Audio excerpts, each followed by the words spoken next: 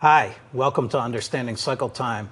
Myself, Pete Martens, John Bradley, and Mark Dubla, we're going to be working together to bring you this course content.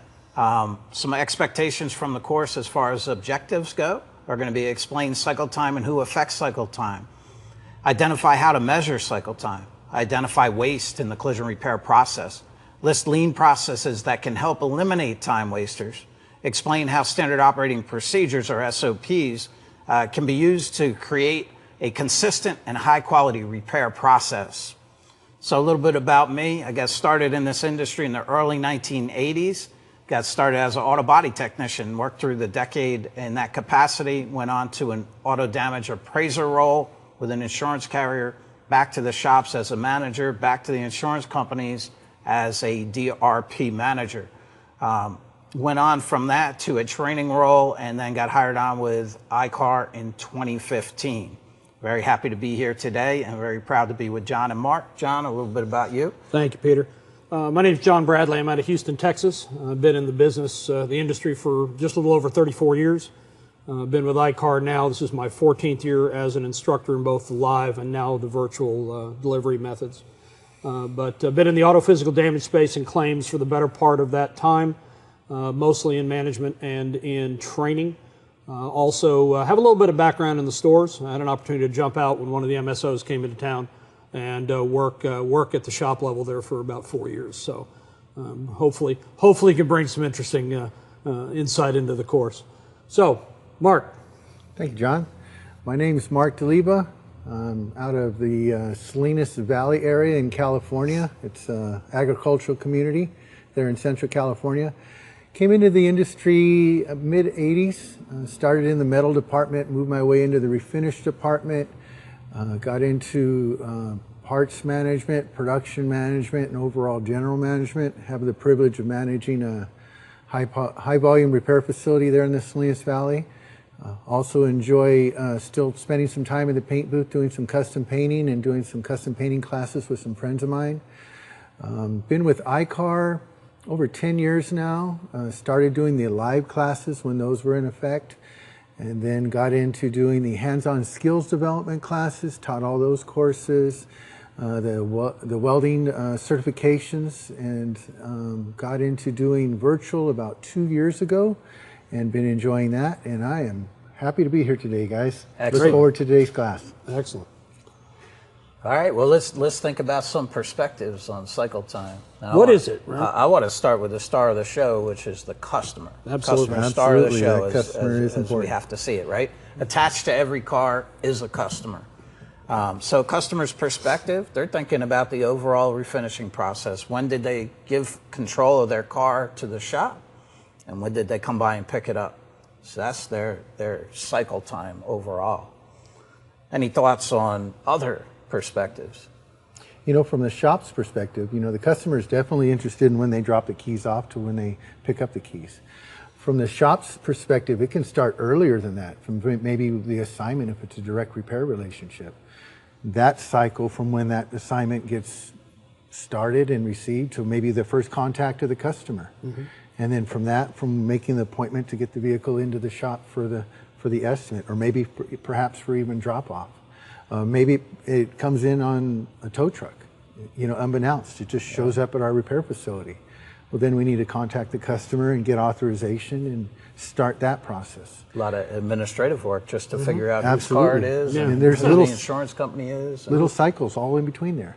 And then from that point on, then once the authorization, you get it dispatched into the shop and you have your blueprinting process, right? Your disassembly and your estimating and your blueprinting process. That can be a cycle. From that point on, you have the authorization for repairs, right? Who's paying for it? Who's going to authorize it? That's another cycle there. From that point on, it's game on. You get the parts ordered. There's a cycle time there of when parts ordered to parts received. All a technician needs is a box of parts and a car and authorization, and they go. Parts and paper. Right. Parts and paper. Right. Parts and paper. And from that point on, there's individual cycles in between each repair stream along the way. And we'll get into that in a little bit deeper dive. But from a shop's perspective, there are many different cycles. Sub-cycles A lot of to the sub-cycles. overall cycle Absolutely. time. Well, that's true for the carrier as well, because when you think about it, right, it's the first notice of loss to the final payment on a claim. But within every single loss, let's say it's a simple one car, voids a dog, hits a mailbox. Now you've got coverages that have to be open. You may have a collision, you may have a rental, you may have a physical damage. Each one of those has their own cycle time, right? Collision may be open and closed very quickly. Rental may be open and closed slower because of parts issues. They may not be able to get the car in the shop for 6 weeks or something along those lines. So each one of those individual exposures or coverages has a cycle. So ultimately, obviously, when the claim is finally closed, and that can be, within a couple days to several years, and the more complex claims, multiple vehicles, injuries, things of that nature, they can go on for many years. So, again, basically what is cycle time, and that is effectively start to finish, and all the individual things that add up in the meantime. It's interesting in the insurance realm, too, when it goes into a subrogation process, you have multiple carriers looking at the same vehicle. And maybe even questioning cycle time as it gets presented to another carrier. That's where that photo documentation comes in handy for that subrogation. Absolutely. Don't have a photo of it, it didn't happen. Yes. Yep, absolutely. So next question is really, who affects it, right? Who affects cycle time? We know it's a process, right, for everybody involved in this process. But who affects it, when you start thinking about it? Definitely people inside the shop, but people outside of the shop too. So I started with the customer, so still thinking about the customer, they may be thinking maybe they don't want to go to your shop, or maybe they do. So they may not sign that authorization to repair for a week. And that's a loss of cycle time, right? Customer updates or authorizations could play a role in updates too. But the customer's the least likely to have an effect on the cycle time, right? They can, but least likely. Think about the shop perspective and the insurance perspective. A lot of responsibility there of moving a vehicle through the process, especially shop, right, Mark? Absolutely. Everywhere from the front office to that authorization aspect of it, to the parts, parts is everything, right? We're chasing parts all over the place, going to pick up parts if they're on back order. Parts is everything. And that parts delay can be a big cycle time killer. Absolutely. Right there. Technicians as well, technicians. It's always good to have standard operating procedures across the board. It lessens the impact of a technician or an office staff, and we'll get more into that. If we think ADAS, right? We think ADAS and the things that we are dealing with in the modern cars that we're repairing. We didn't have to deal with this 10 or 20 years ago, but nowadays, 50, 75%, if not in a couple years, 100% of the vehicles in our repair stream in our shops have some form of ADAS on them. So how are you going to handle that? What needs to be done? And all those things along the way in the shop's perspective definitely can affect it, and when it comes to sublets and things like that. Well, and you think about from the ADAS perspective, you get the vehicle, everything from the beginning to the final scan is perfect. You run dead on your cycle time, you're hitting all your objectives, and then the post-repair scan pops up something you didn't expect. And then that something you didn't expect requires a part. And then that part is on national back order. And all of a sudden that would have been beautiful 3-week repair or 2-week or even 1 week turns out to be 6 months or a year because you don't have the availability. So, it's a very fluid. Cycle time's a very fluid thing. As you said, SOPs will help us keep it as in control as we can. But there are always wrenches, right, that can be thrown into the mix. So, and the interaction with the sublet vendor and getting the timing right for huge. Scheduling, especially when you think about a vehicle going in for calibration, really has the full-on investment of the parts you talked about, full-on investment of all the labor involved. That vehicle is complete. It would be delivered if it didn't have ADAS systems on it, but it's got to go through the calibration process. So scheduling that timely is very important for cash flow for the shop, right? Absolutely. And getting the car back to the vehicle owner. Which is ultimately our end goal. Into those calibrations, calibration is not just a calibration. There are some pre-repair requirements that need to be met, such as, say, a four-wheel alignment and a steering angle reset. In some cases, making sure that it is a non-modified vehicle. It's not lifted, it's not lowered, it doesn't have aftermarket wheels and tires on it. Fill the gas tank. Fill the gas tank, yes. No extra cargo in the vehicle. A lot of these things need to be taken into consideration prior to doing a quality calibration, which is following the OEM repair manufacturer's procedures. So it's a critical part of the repair plan all the way to the end. And all those things can affect cycle time. If they're not caught in that blueprinting process, in that repair planning, you have to have these things in place and have to be ready for them. And in many cases, you have to make appointments for them as well. Right. Yeah. And the carrier's responsibility, get claims moving quickly, get the investigations done in a timely manner, get assignments set timely, so vehicles are getting looked at quickly and not sitting waiting for something for inspection, responding to the supplement requests quickly. I remember as a field appraiser, that was one of our responsibilities, was get that supplement looked at ASAP. Don't schedule it, get it done. Work it in, make sure, because you understand the impact to the store and the impact to the customer, right? Well, there's if benefits. you don't, and there's benefits. So think about some of the benefits of reducing cycle time. So, if you, Mark, from your perspective, what would you say are some of the absolute benefits of reducing it? Well, the longer the vehicle stays in the repair process, the less profitable it is. So it takes up the overall profit in the job from the shop. It takes up physical space in the shop or on the property as well. So the benefits of reducing that cycle time is just keeping that vehicle moving forward. As an assembly line process, it has to continue to move forward. And that takes good planning. And that helps retain the profits in the job as well. And it also helps morale in the shop because everybody is all on one team. Right. We all have the same goal, is to make sure that vehicle keeps moving forward in the repair stream. Every time it stops, that's when the cycle time is affected. And it's really, really important. It also helps with the customer satisfaction. That customer's life has been disrupted when it comes to any type of insurance claim or any type of loss whatsoever, whether it's customer pay, insurance pay, whatever. Their lives are disrupted, and most families are at least 2 or more vehicle families. Some families do not have the benefit of having an extra car.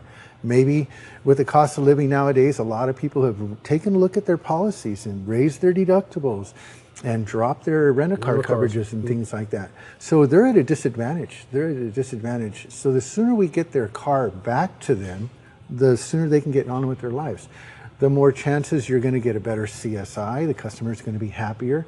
And customer satisfaction index and that CSI is important for many things. It's the reputation for the shop, and it's also the business relationship between you and the carrier as a shop. And those performance numbers are measured. And I know we have some current information that we're going to share, but later about some numbers. But it is really, really important. The benefits of doing it correctly, the first time, is huge. Making sure you have a standard operating procedure in place in the shop, so this way it's moving through that repair stream and it's done right the first time. This way we don't have to redo things as well. Well, my experience is that we run into situations where when you're in an environment that's very positive, right? You're focused. You've got SOPs. You're not dealing with quality problems. What you do is you've created an environment. You've created a culture where throughput, where cycle time is a focus. That tends to lead to quality. That tends to lead to a better place to work. You mentioned satisfaction of the teammate. When you have a very disorganized situation, coming to work's a little bit of a chore. When things are well organized and the well-oiled machine type of mentality. The other part of that too is you get that satisfaction and people want to be there a little more enthusiastically. But when you do run into the challenges, they become easier to manage because of those SOPs, because of the mindset, because of the culture. So as you deal with them, which we will, that's the nature of the business, we're able to do so more efficiently and get closer to that targeted date, if you will, that we might have otherwise not hit. I like that mention of the assembly line process where you have different techs doing different repairs on different cars as they move through. They're moving forward constantly, but different responsibilities. It always makes me think of Henry Ford, right? The genius of the assembly line. And the genius of the assembly line was building the same car over and over and over again with known tasks all the way through. Then you think about collision repair. You got all different years, makes, and models, right? Got all different impacts. So planning becomes critically important to setting up a good assembly line for the commonalities between all the collision damaged vehicles, and then individualizing those plans to move them through the shop efficiently. So I think it's a pretty fascinating analogy, and then we could be pretty proud if we can set up an assembly line for things that are different as opposed to what Henry Ford did with things that were all the same. And every vehicle was painted black. Right. You could get any color you wanted as long as it was black. As long as it was black.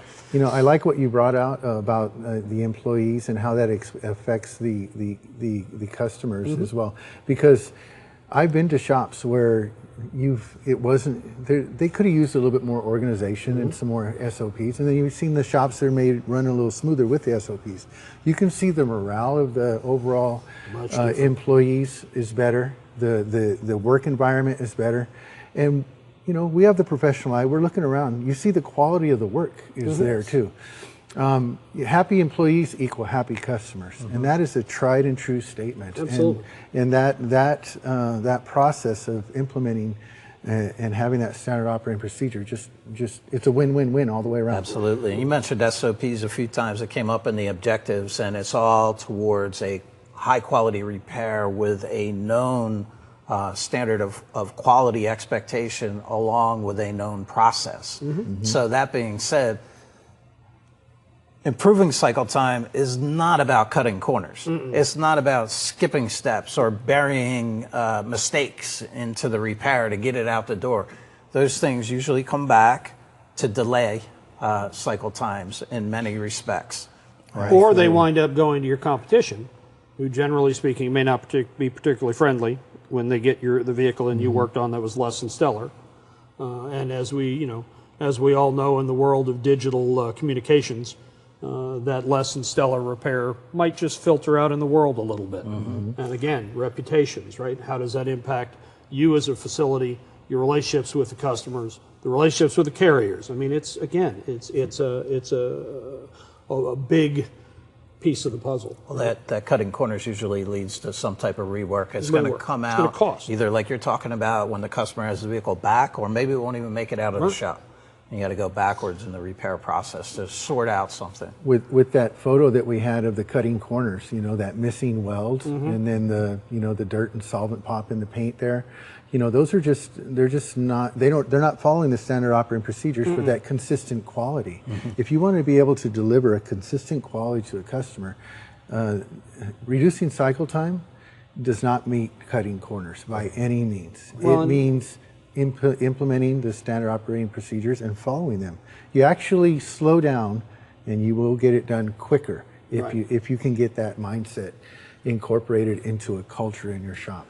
Well, and also think about on the other end of it from the safety perspective, right? The cutting corners, the failing to do the types of things that need to be done, from testing welds, the destructive testing, things like that put a vehicle back out on the road with substandard. And now when it gets in another collision, it doesn't perform as intended, as the factory intended it to. So that, again, when you're talking about cutting corners, there's too much at stake in that regard. Well, it goes back to the responsibility for the person that's attached to the car. Exactly. And the safety of them and their family in the vehicle that they drive out with. So when we think about measuring cycle time, what comes to mind, right, to everybody? Do we do a minimum of, say, how do we do it? Do we do it through our estimating systems? Do they have a ability to track the various categories we want to track? Do we do it shop management systems? Do we do them manually? We know we need to do them for at least a month, right? But something that's interesting, and we've got a nice chart in the program that shows about five different jobs, ROs in play. And something I like to bring up on this, if you notice, there's a couple of them in there with what look like some pretty good numbers, right? The first one, for example, talks about a repair, received a repair started only in one day. Well, something I like to talk about to that one is, don't forget to look at that one. One day looks pretty good, right? But what does that one day mean? Does that mean the car came in Monday morning at 8 o'clock and we got it started at 5 o'clock on Tuesday? Or does that mean that car came in at 8 o'clock, we had it blueprinted by noon, we had parts ordered, they were in the following morning? What does that number say? Just because it's a small number doesn't mean it's a good number, right? And that's something I think when we look at measurements like this, we need to be critical. And again, at least a month to gather enough data to dissect it. But you look at the second one with 5 days, that could be easily explainable, maybe even make more sense than the 1 day. Maybe it came in on a Thursday afternoon late on what was going to be a 3-day weekend, right? So you got it written, got everything ordered on Friday, but Friday, Saturday, Sunday, Monday, it goes into production Tuesday. That's 5 days, maybe 6. Is that something you could avoid? The purpose of this is not a gotcha moment. It's not intended to make anybody, get anybody in trouble. It's, again, an opportunity to track the numbers and dissect them enough to understand, did we have opportunities on any of those jobs, no matter how good the numbers look, to improve? Yeah, I like what you're saying, and I like how you're plucking out numbers. So my eye immediately goes to 23. So it's the biggest number on that small listing. Yep. Like you said, a month worth of data would be a good subject group, Absolutely. but this gives us a good snapshot. So we could back up on that and say, well, that's a big number. Let's go backwards. Look at this, 15 days on the floor. 15 days, so we're probably into 3 weeks. And we go back on that and say 7 days to get it in the shop. Now, if we're the managers of the shop, we might talk about it. Say, well, it took us 7 days to get in. Mark might say, well, that was that late model wreck that came in on a tow truck. We didn't have know any if it was going to be information on it. repairable. Right. Well, right? we didn't have any info on it. Yeah, and then we say, we did pretty well getting that underway in 7 days, Right. and the guys really knocked it out of the park, moving it through in 15 days. That 23 day is actually a great result on that heavy hit, right? So, Or there could have been an investigation on the claim going on those first 7 days, so coverage may not have been afforded yet. potentially could have could be easily that been as it well. too. But again, as we're talking about it, you think and it's a great example again.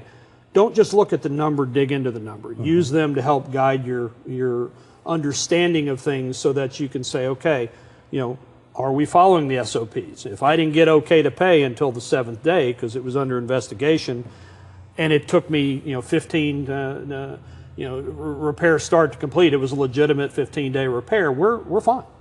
But again, if it sat there for 7 days because nobody knew it was on the lot, that's a different Yeah, discussion. it could be all different reasons. I know Mark likes that bottom one, right? Yeah, Yeah, that's a absolutely. I love the 0 days. good one. Yeah, zeros are good. Each one of these, this data is super important, but it's only as good as the people putting it in there. Yep. I've seen experiences where we knew what our cycle time was, but one of them, the data was kind of skewed a little bit, and I knew the jobs were going out a little quicker, and it was just a data entry. So you need to make sure that your staff and your team is inputting that data correctly, all as a standard operating procedure, Right. to make sure that that data that you're gathering, that you're gleaning from that in those 30-day increments. It starts with a 30-day process. You need a minimum of those 30 days, and then you can move into the 60-day and the 90-day. Once you have a rolling 3-month average, that can continue as a rolling 3-month average throughout the seasons. And you can see how it ebbs and flows through the seasons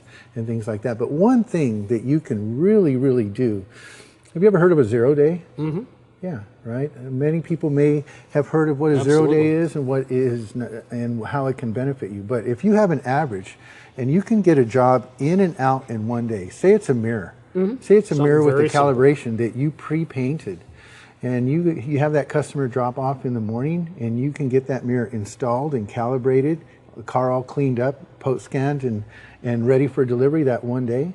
That's a 0 day. Yes. If you are able to do maybe 1 a week or 2 or 3 a month, that can significantly Impact that average. reduce that That's cycle awesome time, planning. That's awesome That's awesome planning. planning. And planning with a customer to schedule a car in, when you can start on it, and letting them know that day it's dropped off is considered a work day. We need it in the morning. Yeah. We have a drop box. You can drop it off at night, leave the key in the drop box, and we'll start first thing in the morning. Right. Educating a customer towards that will bring success to being able to capture that day one as a workday. I've even known shops to have a customer come in there and they'll do a blueprint while the customer's waiting and verify color for a bumper cover, make sure there's no hidden damage, just needs a bumper cover.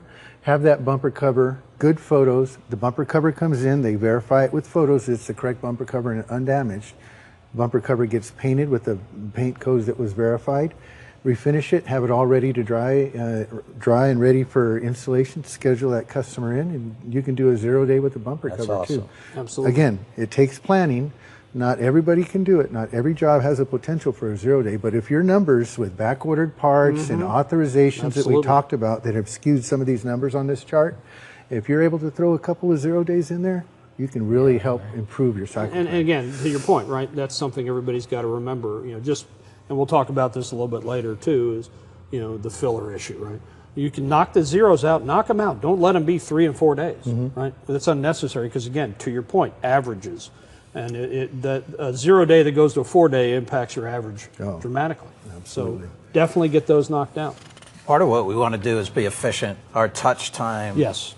and our efforts going towards the vehicle and Right. the vehicle production and the Absolutely. repair process as opposed to other things. Absolutely. Like we have this example of a technician coming out of a metal shop for multiple walks per day to get things that they work with every day. And you look at something like this and you might say, well, how far is it? How long is it going to take the tech to go from the metal department over to the other area to get a supply that they work with regularly? What's it going to take? A couple minutes back and forth, 5 minutes. And then we look at something like this and we say, well, you know what? This tech took 6 walks that were 5 minutes, right? 6 times 5. So half an hour every day is being lost walking around the shop. Well, how many metal techs are in that department? And You how can many cars multiply do they by have? that too, right? Right. And how many vehicles are they working on? Yeah, and well, they're not working on them while they're walking They're not around walking, getting exactly. them, right? Exactly. So that's a factor. That's a waste. So from a management perspective, right, Mark, you would look at it and say, well, what can I move into that department so they don't have to leave and go get things that they use regularly every day? We can't clutter it up though, but we could move things that have easier access for the technician. So, Absolutely, you want them at the point of use. Waste, when you say waste in a collision repair facility, a lot of people think, well, maybe, just not using a piece of sandpaper to its fullest extent, but labor is the most profitable and it's the most costly process in our facilities. So just like you go to the dentist and you go to have your teeth cleaned or have them worked on, right? The dentist and the dental assistant have everything right there where they need at the point of use. Why? Because they have a cycle for you to get in and out of that dental chair, right? They have everything there. They may have to get up for 1 or 2 things if they run into something unexpected, but for the most part, they have 99% of the things they need right there in their area.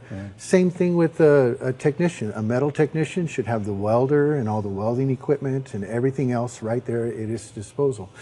In the paint shop, all the clear and all the hardeners and all the reducers and all the masking paper should be there. The filing, it shouldn't be kept up where the filing paper is in the office, and the office filing paper shouldn't be in the paint shop.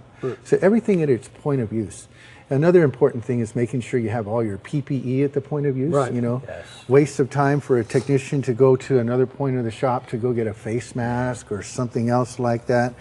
Is definitely a waste in a facility. Unnecessary movement. Unnecessary movement. We want to have everything at the point of use, and then carelessness as well inside, not following those standard operating procedures, whether it's just, not wearing your PPE and you may be taking a risk on getting injured, or not protecting the customer's car from, say, with a welding blanket or masking it for overspray. Now you're making more work for the detailer if you don't protect it for things like that. So it can be just carelessness as well. So waste can fall into a lot of different other categories. It all is centered around having the right things at the right place at the right time. absolutely, and I'm glad you brought up PPE because that can lead to an injury, right? So maybe I'm just finishing something up. I realized that, hey, I missed one of my plug welds to grind. Yeah. I'm like, oh man, I just got to grind this and we can move the car as we're getting ready to. You know what? I'll just hit it with the grinder. I can't find goggles around you know, I hit it with the grinder, of course, get a particle in my eye, right? Now you're out for a week. First I stand in the mirror for a while, right, trying to get water through it, and it's not coming out. Now I got to go talk to the manager, tell him, you know, I got a problem. I got to go to an eye doctor. I can't drive, right? So we'll take another tech out of production to drive me, right? Or maybe personnel from the or office the production who has manager. other things to do, right? So now we're driving off to the doctor. I got to go through the pain and suffering of getting that plucked out of my eye. I'm out for the rest of the day. Nothing's happening. You know What happens if you don't have capacity to pick up the slack, right? So if they're gone, they got 2 or 3 cars in production. You don't have enough capacity to pick up those 2 or 3 cars. They sit. Yeah. So safety's a major factor. Safety's huge. I remember one time they did a study at our shop, and this was back when we were combined all in one area on the other side of town. And they came in and they did a study and they watched us. And this is before we had a shop where, you know, stuff was where it needed to be. We had to walk around. We even had to, back in the day, turn in an empty roll of masking tape to get a new roll, right? You know, that's just wasted time. But the overall consensus from the person that was analyzing it, the analyst, was there was just too much walking and talking, you know, and it was just, you need to have things at their point of use and things like that, because he was asking questions about what we were doing and where we were going and things like that. Not to be nosy, but he was just interested, and that was the overall consensus. So when you look at this graphic and those dots and everything on there, it's just everything needs it to be at the point of use to minimize waste in a collision repair facility. Agreed. Simple as that. It's that simple. It's that simple. Well, more waste, right? What about something as simple as equipment maintenance? We have a lot of equipment in the store, right? I mean, think about how much we rely on something as simple as our compressors, right? But when you talk about, talk about time wasters, equipment maintenance is a big one, right? Mark, you know, your experience, what's probably of anything that goes down in your store, right? What's going to shut you down the quickest, other than power? Downtime with equipment. You know, downtime with equipment, not maintaining equipment, not having a maintenance schedule for equipment, but the overall just misuse of it. I mean, if a technician uses a piece of equipment and it's in good working order, you know, you need to make sure you return it to that good working order. The graphic shows, you know, a welder with some bird nest. You know, that's one of my pet peeves, is making sure. And I tell my technicians, hey, text me a picture if something needs it. I keep extra of everything in-house. From gun liners to welding wire to tips to diffusers, everything for a welder. The squeeze type resistant spot welder, all those things, all the consumables we need to have on hand there at the point of use. And you know, a big time waster in a collision repair facility is not maintaining the equipment, or not letting the manager or the production manager know that a piece of equipment is not working properly. You just set it aside, don't say nothing, the next guy's going to worry about it. Well, sooner or later it's going to catch up, and it's going to affect the whole team eventually, because the car's not going to be able to continue the repair process because we have time wasted on repairing equipment. You're working on the equipment instead of the car. Yep, absolutely. Yeah, and if the welder is doing that, you know, like you said, you're backed up with equipment to get it up and running again. If somebody's not, and they're like, oh, you know what, I just have to hold this hose and nozzle out straight, and then I get it to feed. If I move a little bit, it binds up. I know the machine. I got to do that. It's slowing you down, right? Or maybe it needs a new tip, and somebody's running with a bad tip, and it keeps having this problem. They keep fixing it. Get by, get by, get by. They're losing time every time. Right. The technician may think they're saving time, but just like I mentioned with the painter not taking the time to mask a car correctly, and it gets a little overspray on it, and now the technician in the detail department is having to waste time cleaning overspray off because the painter did not take it. That's a time waster right there. Is not catching that, you know, not making sure that the vehicle's maxed correctly. Same thing with maintaining the equipment. It all has to do with, you know, the pride of being a technician and being a professional. Is making sure that, you know, you own up to what you have going on there. And you know, I've been in shops, I've been in there to do welding certifications and things like that, and we have the prerequisites, and you go in there, and you know, the technicians, and we're trying to work through a few little issues with the welders and things like that. And the technicians say, well, I've been telling the boss, but they don't want to work on this equipment. And I said, well, you know, I don't want that to happen in my shop. So I throw it on my shoulders. I have them text me a picture of what needs to be addressed. So that way I don't forget. Because if I'm walking by, you know, if I'm walking by and they're saying, hey, Mark, this needs to be addressed, they're right here. Well, I got 10 other things on my mind, I'm going to forget. Yeah. But if you're having that problem in your shop where you mentioned it to somebody, to the powers to be, that something's not getting addressed, come up with a standard operating procedure. Hey, let's send an email. Let's fill out a red tag and tag it and get it to the repair, whatever the case may be, to prevent that downtime. Communication is huge in being lean. So for a lot of shops, the answer is a huddle meeting, right? So if you have a huddle meeting in the morning before the steam's really rolling, you know, maybe first thing, maybe 8 o'clock is when the bulk of the employees start up. Before they get started, let's have a huddle meeting, talk about what we have on the floor, what are the expectations for the day, what's your next job coming to you. So you're pulling the work to you, right? You know what's next. You know what's coming to you next. So you think about a structural tech breaking down a vehicle from the frame machine. If they know the next one that's coming to them, while they're going through that task that they're so used to, they're already getting a game plan going on the next car. Rather than get the car off the frame machine, clear it out, and go to the production manager, hey, what's next? Now they got to start that thinking process from an empty bay where they could have had a head start, ready to get the next one up, ready to get started with a game plan. And that's all the way through the process, paint department too, right? If you know what's moving through the shop, you're not surprised when a car comes to you. You can be pre-prepared. And what's interesting when you talk about pulling work versus, you know, it's semantics to do the difference between pull and push, right? But how many times we hear, even to this day, pushing production? And it's semantics, but there's a certain amount of resistance in the word push, right? And if you're thinking that way, again, it's just wordplay, but it's cultural. If your culture is to pull it toward you, right? You're pre-planning, you're ready for the next job, versus, you got time for this, let me push it to you. And there's, again, it's just words, but it's a mentality too. And I think it really plays in to that shop that's built to make cycle time happen. I see that in the shops where some of the shops still have the mentality without shop loading the shop correctly, and they'll bring in all the work on Monday and Tuesday. Well, the painters are standing around on Monday and Tuesday. Tuesday afternoon it starts, they're waiting for the work to show up.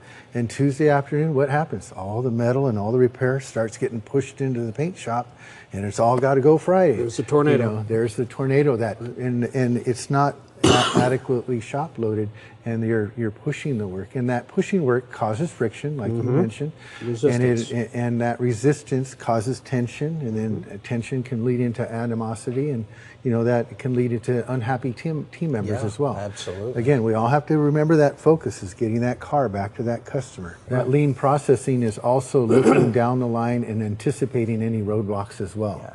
You know, those roadblocks that may come up, lessen that impact of a technician's day off, you know, got some metal in their eye and they're off, you know, so that lean processing is anticipating and planning and knowing. And always looking. We just came out of some holiday seasons. We're going into some holiday seasons, and you know that takes planning, and that is part of that lean processing is planning and anticipating. Overloading the shop with extra cars is no help to anybody. I thought all the managers and owners wanted to just bring in all the work. Yeah, you can't get around the cars. You end up damaging them. They're in the way. You got customers on the phone. Only bring in what you can get out. Well, think about it. What happens to the average, you know, average store that has a single paint team with a lead painter, maybe an apprentice or a backup? When that lead painter's out for a day unexpectedly, what happens to that store? I've seen them come to an absolute complete stop in the paint shop. Now, if your number two is fairly good, and they're 80-85% of the number one, you may not see as big an impact. But I know plenty of stores that the number two is not up to that speed, and they literally will come to a screeching halt. That's where cross-training comes into it's so important to be able to cross-train and share your knowledge and work together as a team. you know. And that's true. You know, that's true in any side of the industry. I mean, you know, one of the things I do with my team is everybody on my team that can handle the work of anyone else. We're segmented into 3 different groups, but everybody can do everybody else's job. Why? So we can pivot. So we can go ahead and help when if somebody does go down. They're out for a day, comes out of nowhere. Excuse me, the work's in that space. All right. So let's talk a little bit about lean process and the 5 S's. 5 S's? 5 S's. Okay. So I'm gonna talk about sort and simplify, and then I'm gonna hand off, and you're gonna do a couple. All right. And then Mark, you shall clean it up. All right. But think about, and I like to use an example. There's a television show I would watch periodically where the premise of the show was that a group would come in and buy into a shop. Okay, the shop was an okay store, basically mechanical, and they were doing okay, but nowhere near what they could do.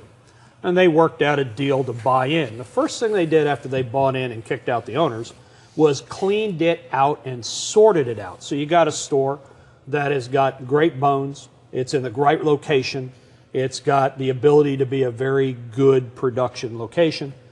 And they went in and they got rid of all the junk. They got rid of the old hood that was sitting in the backyard from the 57 Chevy that hasn't been there for 25 years.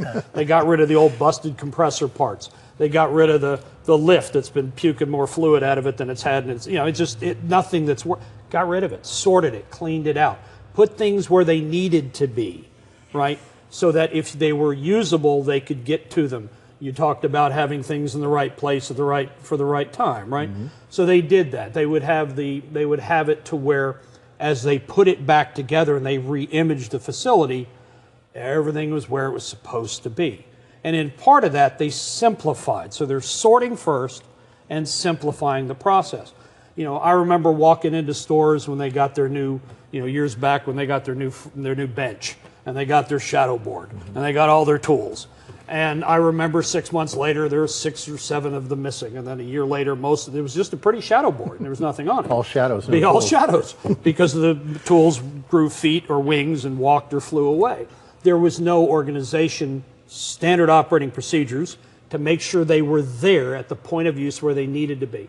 The ones that did do that and simplified the process, you weren't chasing down the components you needed to perform measuring, to perform proper pulling and things of that nature. So when you think about, and this is kind of, you know, a lot of this lean process comes from the old Toyota model, and the old Toyota model is, you know, predicated on the idea that managers are on the floor 60 to 70% of the time as opposed to up in their cubes doing reports. But when you look at sorting, you got to start there. You got to clean it out. You got to simplify things. It's understandable. Everybody knows where everything is. And then after you've sorted and simplified, you go to the next piece. Right. So, Shine, I like this one because it's about keeping things clean, right, and keeping things well maintained, right, which are 2 very important things. So what we need is a culture, yes, that upholds that concept. Yes. When a car leaves a bay, that bay gets swept out. Mm-hmm. If there's a leak in the bay from the car before it, it's got to be cleaned up, right? It's got to be dried up and swept up. And we need to do that every time. It's got to be part of the culture. If we don't do it, it's going to stand out like a sore thumb, right? So we're going to clean the bay every time. Maintenance. You think of a frame machine like we see in this picture. Once you start to realize something's not operating exactly right, I like to go to the universal clamps. Mm-hmm. You have nuts and bolts that basically make a vise onto the pinch weld. You can feel when they're starting to bind up a little bit, but maybe we're in a high production time. We're like, you know what, I'm just going to work through it. I'll get some graphite onto them or change out the nuts and bolts later, right? Then you go to get that car off of the frame machine, and you come to realize it's not turning. Not coming off. Mm-hmm. I got to go get the Sawzall, right? I got to go get the Sawzall with the metal blade, and I got to cut the bolt. Right. Right. So now I'm working on the equipment instead of working on cars. Plus, I got a customer's car stuck on there. I'm in an odd position. Maybe I get another injury. Finally came back from my eye injury. Now I threw out my back because I'm cutting a bolt. Yeah, the safety issue now. Safety issue, yeah, right. So I should have changed out the bolts. It would have been business Simpler, as usual. faster, move gone. Right. So Slow down to speed up. Absolutely. So shine Slow is keeping down. things clean and well maintained, like a finely oiled machine, right? Where everything's going to work as expected. And then standardizing things. Standards of quality come from standard operating procedures and expectations that can be set forth through checklists for all steps of the process. Agreed. Right? Technicians know what the expectation is, and they're going to meet or beat those expectations for that consistent quality. Looking things over and checking the list before you move the car down the line in the assembly line process, something like a missed plug weld isn't going to end up in the non-structural area that was supposed to be done in the structural repair area if the whole perimeter of that part that was installed was looked over for the checklist before it left. It's a lot easier to go ahead and get that plug weld done while you still have the machine set up, the MIG welder's still set up, right? The car is still with the machine, everything's available. Once that car moves down the line, the MIG might be used on something else. Maybe we can't even get it. Maybe it's in a different place. Yeah, we got to reset it up. It's backwards. You know, again, paying attention to how the welder's operating. If it's starting to malfunction, don't just continue saying, hey, I just got a couple more welds to go and get a real porous weld. Right. Well, maybe it needed a gas bottle change out.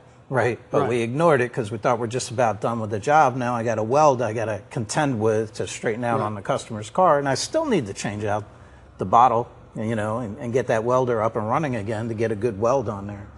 So real important to follow standards of quality and have those expectations known. Overdressing welds can be one of the worst problems to introduce to a vehicle. Because now you may have gone beyond thinning out the weld that was applied that maybe you could reapply a weld, but maybe you thinned out the panel. Absolutely. Now the metal's not thick enough anymore. You built have a structural situation going on there. Yes. You might have just made a dangerous Unintended collapse zone. Right.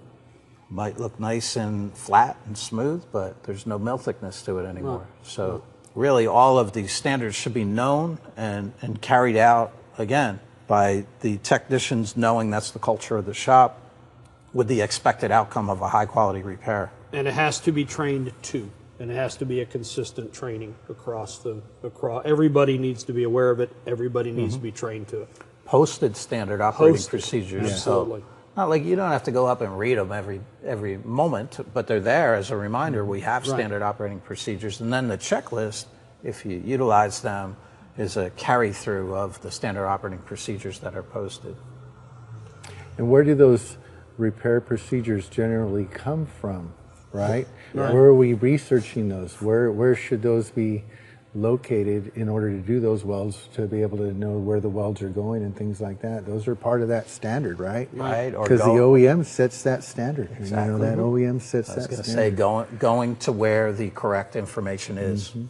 So we've covered the sort, the simplify, the shine, and standardize. One of the fifth S in the 5 S's is sustain. And that right there can be one of the hardest things to follow through with. I can remember having a boss that went off to some training, went off to either a seminar or something like that, and came back, and you know, I'd been there a while and came back and had all these new great ideas, right? And came back and tried to implement them all. Right? All. Changed too many knobs in the shop, too many knobs, tried to move too many things. And it wasn't sustainable because it wasn't made part of a shop culture. So when we're dealing with these 5 S's, sustaining anything that is change is the hardest thing to do. So if you are going to start implementing the 5 S's by doing these sort, simplify, shine, and standardize, in order to sustain it, you have to get everybody to buy into it. You have to make it part of a standard operating procedure. And you don't want to turn too many knobs. You want to maybe look at what's going to affect the biggest cycle time. Where's your biggest deterrent in your cycle time? And maybe focus on that and get that back around where you need to be. Chances are some of the other areas that you want to improve on are going to fall underneath that umbrella as well. So now you let your team know what you're going to focus on, you monitor it, you measure it, and then when you start seeing results, you share that with your team. They get bought in, they start getting involved, really get in, and you didn't move too many knobs, and then it is sustainable. But no, that number 5, that sustain, is one of the hardest ones. Another S that is important in the shop, but not part of the 5 S's, is sublet. You know, we don't want to get that mixed up with the 5 S's, right? Not, but sublet is one of those things that does affect cycle time. But as far as the 5 S's are concerned, it's sort, simplify, shine, standardize, and sustain. And sustain being one of the hardest ones to keep on going. Ask any sports team that's been to the top of the mountain how hard it is to stay there. Right? Easier Getting to there is slide. tough. It's easy to fall back down. Yeah, that downhill slide's a lot easier than that climb. How do you stay up there, right? Absolutely. Yep. All right. So when we talk about standard operating procedures, and we think about these things, you know, those are helping to standardize. You know, you were talking about, you know, the repairs and the sustainability of things, and then standardizing things. That all comes with standard operating procedures. You know, let's take a cup of coffee, for instance, right? You take a cup of coffee on the East Coast and a cup of coffee on the West Coast, you go to your favorite vendor, right? And you get your favorite drink, right? That's a standard, it's on the menu. You go to the other side, you go to the West Coast and you get it, and you come to the East Coast, it's going to be the same drink, right? Because they have a standard, the way they make it, and they hold that high standard. Same thing with a hamburger. You get a hamburger at your favorite hamburger joint on the East Coast, and you go over to the West Coast and you order that hamburger, guess what? It's going to be that same hamburger because they have that standard. So when we adapt that into the collision repair, we need to have those standards to make it sustainable for our cycle time. So if we take a look at the picture that's up on our screen and the technician there's a couple of different things that we can glean from this photo. One, we talked about PPE and a couple of injuries, right? Right. So we look at this technician, he has long sleeve shirt on, right. He has the gloves on, he has the proper respiratory protection with the respirator. He's got his glasses on, he's got his ear protection on as well. So the shop obviously has some standard operating procedures that they're conveying there. Now, we're not looking at the repair, the feather edge or anything else, but let's look at the vehicle there now. The shop has a shop culture of protecting the vehicle, right? We can see it's de-trimmed, repairs are being performed, but if you look closely, you can see that the paper is masked and it's masking the window that's already been de-trimmed and removed, the door handle, and it's preventing the dust from going inside the vehicle, right? So that's going to help reduce cycle time because there's less cleanup in the detail area. So just from one picture, we can see that standard operating procedures are in place there.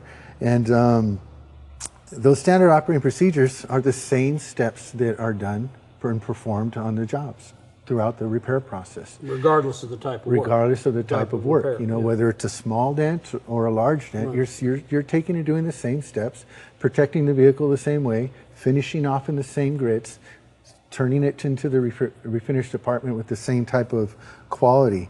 There's also standard operating procedures that we can go ahead and have incorporated with our entire staff, right? Not just in the metal department or the detail department. We can have standard operating procedures in the estimating, you know, in the estimating platforms as well. In there with our riders, vehicle check-in, you know, detailing. You know, we'll get into that a little bit more later on. You know, in the metal department, in the refinish department, all across the board. Parts ordering as well. So standard operating procedures all across the board really help as reducing cycle time. Everything that we do in the operation has a procedure that we can develop for it. So, Surely. okay. So, and one of the things I want to touch on with that too is, you know, and when you talk about developing them, right?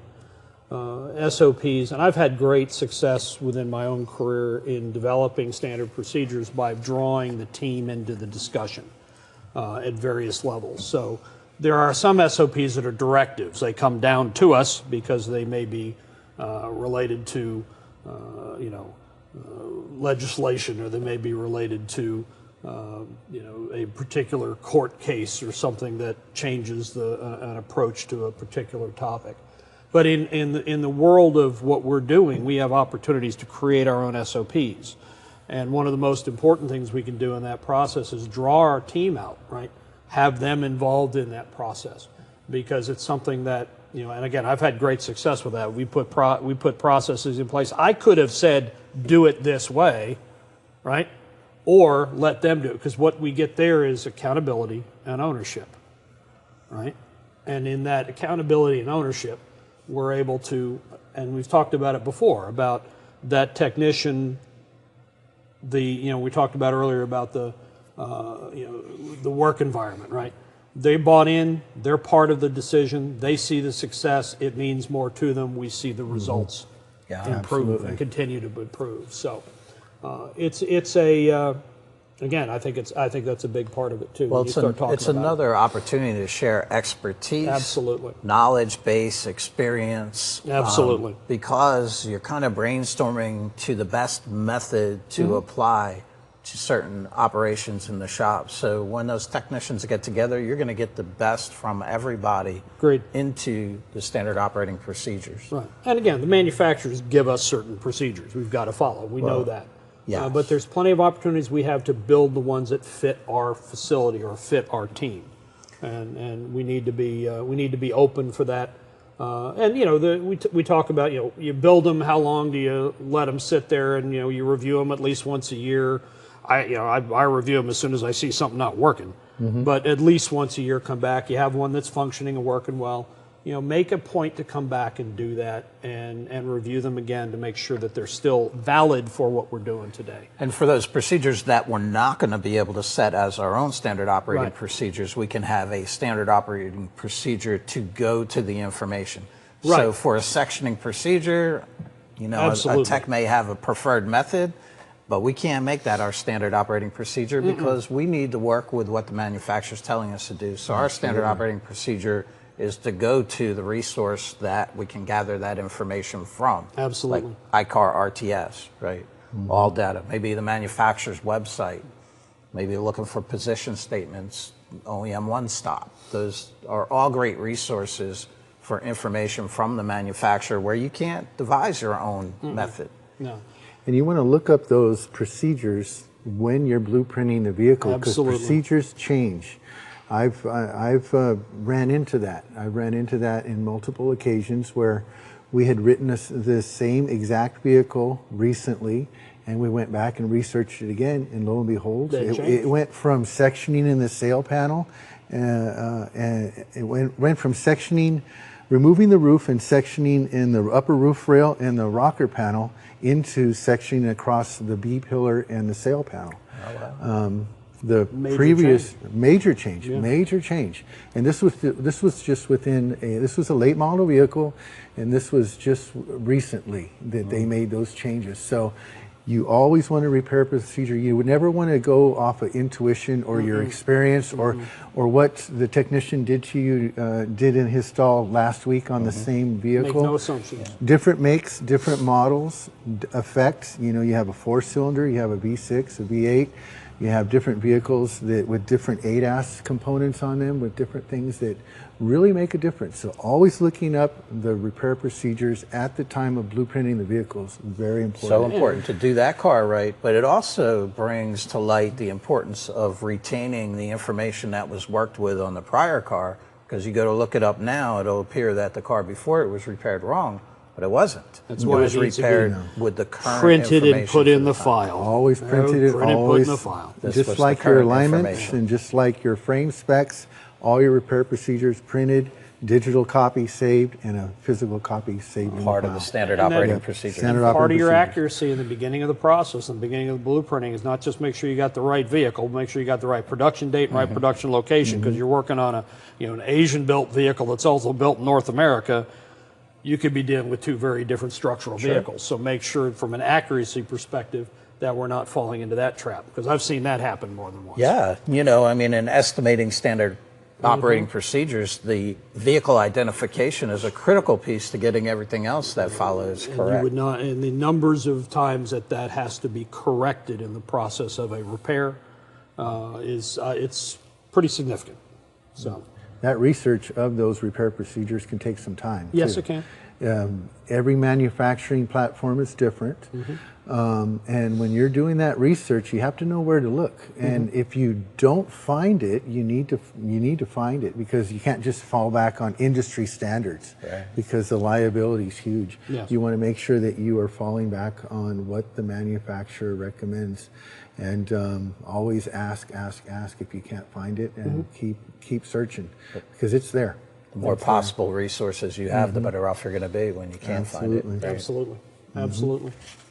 No question. Okay, so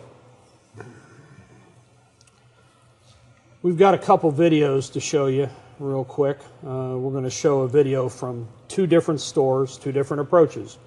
One of them we refer to as Time Bandit Auto Body in the first video, and then we're going to do a video on Lean and Clean. And these videos are basically the initial damage report as done by the 2 different stores. We'll come back and compare and contrast those after we're done with the videos.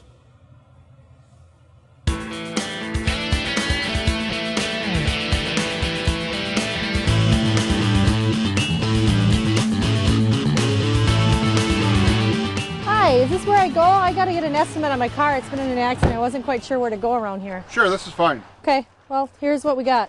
All right, well, let's look at it and see what we have for damage. Okay. Let me make a few notes here.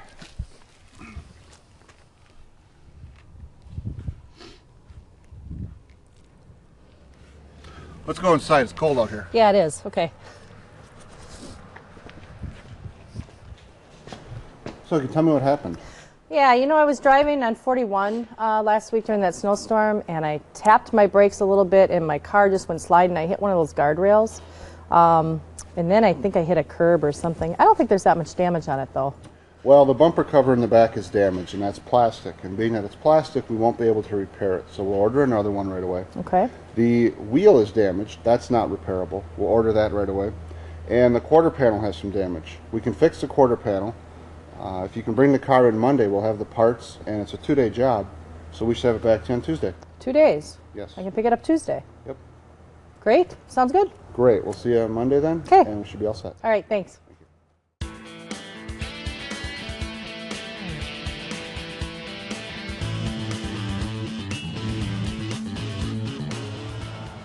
Tell me what happened. Well, last week during that snowstorm, I was driving and I just tapped my brakes to slow down, and next thing I know, I was fishtailing and sliding, and I think I ran into a guardrail and maybe something else. Well, at first glance, what I'm seeing here is you know, apparently you came in and hit the car just in this area. It looks like it's confined right in this area. This plastic bumper, we can repair. It's the best way to do it, because that way we can get color match all the way around the back of it. We are trained to do that type of repair. I also see the damage is pretty much confined into these 2 areas right here. We got 2 dents, and so it's pretty much confined to this area. However, this wheel, when an alloy wheel gets damaged like this one has, we'll have to replace that. And we're probably going to want to look a little bit closer to make sure there isn't more damage to the suspension system. Okay. When I was looking at this damage, I also noticed there's a little dent up here. It looks like a door ding. This obviously wasn't connected to this, but because we're going to have to blend up into this door, it may not be a bad idea, you know, just to consider fixing that as well. And when we do an estimate, do you want me to take a look and give you an idea how much that would cost to fix as well? That would be great. Yeah, if I knew how much, I would love to get rid of that dent. So. Okay. Great. Even though it looks like we found all the damage, just to be safe and to make sure we have a complete estimate, what we always like to do is bring the car in and take a closer look. Because what we don't want to happen is to get into the repair and find damage that we didn't count on, because it'll take longer.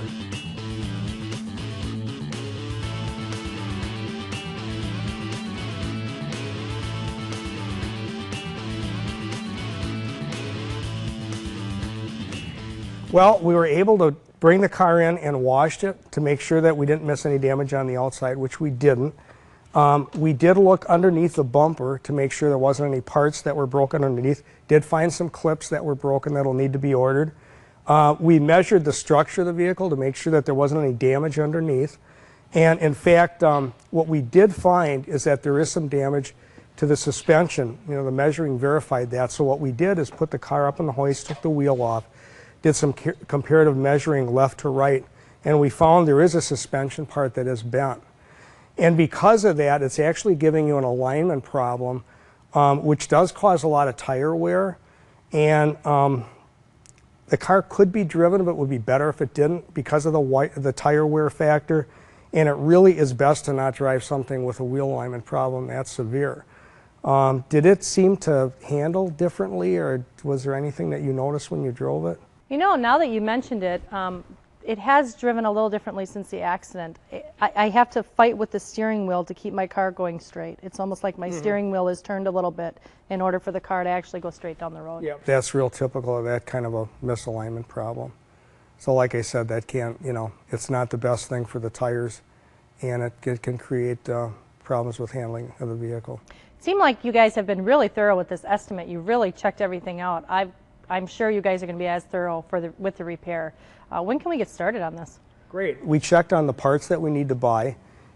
We could have the vehicle done by next Tuesday. If that'd be acceptable, we could just go ahead and get started with it right away. That would be great. Perfect. Good. All right, so we are now back from our first two videos visiting our two stores, Time Bandit Auto Body and Lean and Clean, on the damage report. And not here to cast any aspersions, but Peter, what do you think? Well, I think we saw a couple of extremes there, you know. I agree. One was a little short. One was pretty long, pretty complete. I think a customer perspective might play a role in what you'd be able to do from those two different positionings.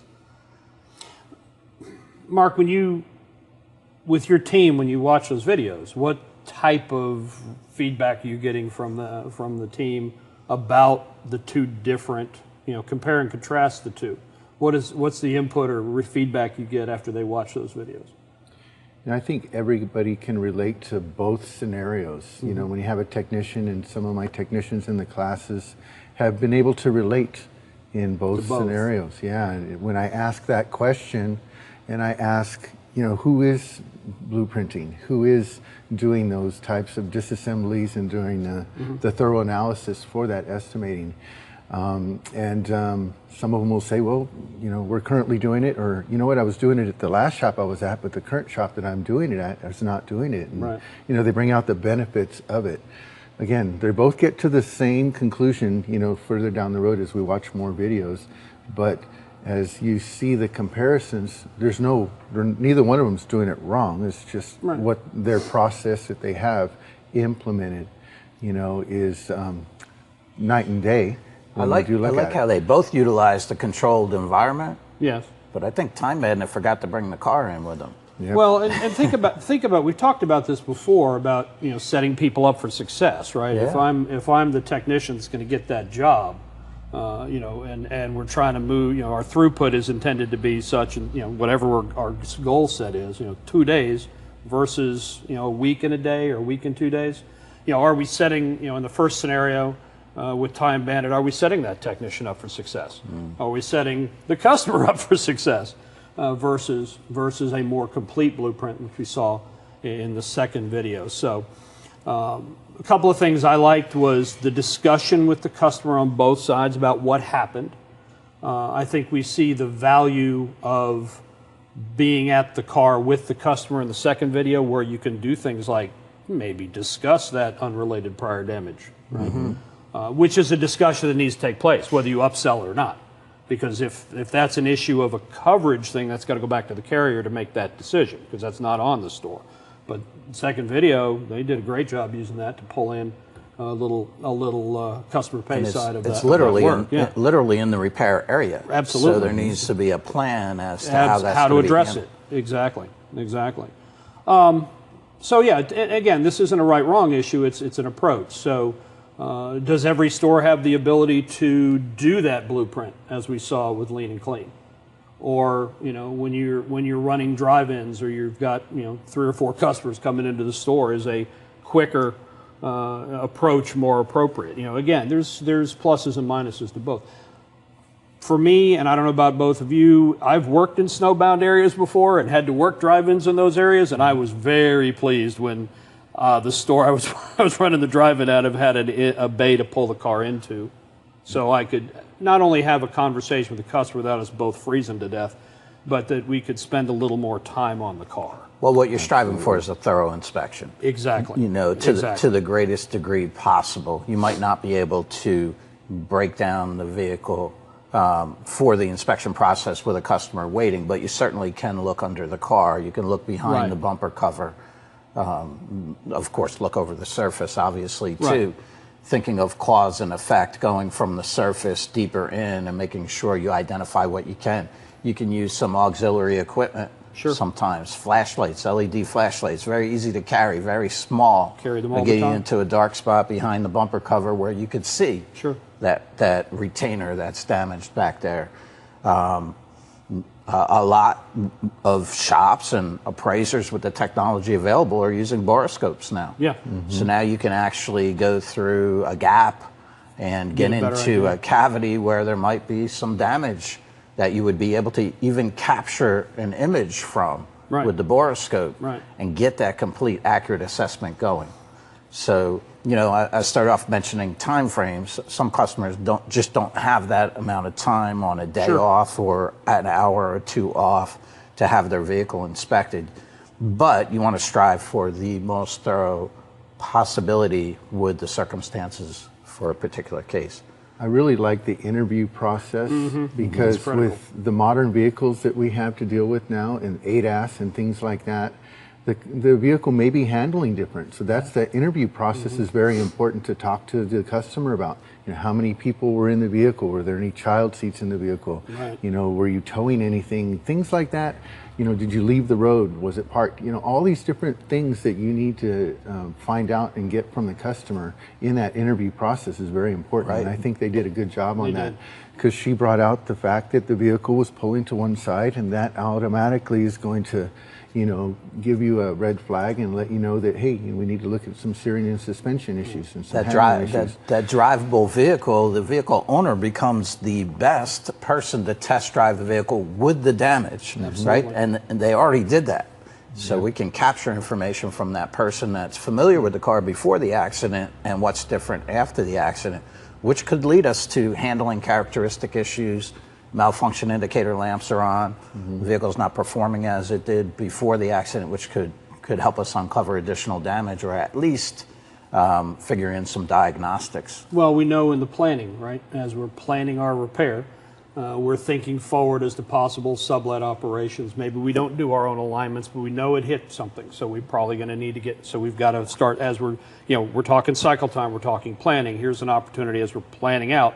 Yep, I'm definitely going to need to get that vehicle on a bench and get it aligned because there's obviously a steering issue.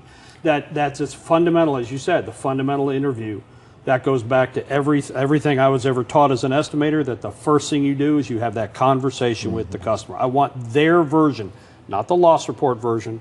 I want the firsthand knowledge because, again, it drives so much of what we're going to have to do.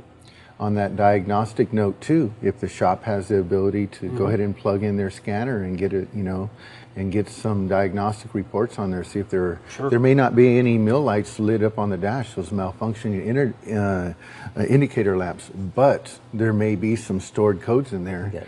And there may be historic or they may be current that are related to that loss. So that's an opportunity to share that with your blueprinting team as you move forward in there. And the best time for the conversation with the customer, right? As you draw out those diagnostic trouble codes, there might be a historical code you want to bring up with the customer now, so there's no... Which is UPD as much as an old scratch or an old dent or anything else. And you want to have that chat. Right, and then the new information. I think of it as going to the doctor. You know, the car can now tell us things about itself. Could you imagine going to the doctor and the doctor says, "Don't say anything. I'm just going to look you over." Right? You're missing what I have to tell you about myself. Same with the car. With a pre-scan, you're missing what the car has to tell you if you're not utilizing the technology, the diagnostic technology that's built into the car to give you the information that you need for a good plan. Right. Absolutely. Right.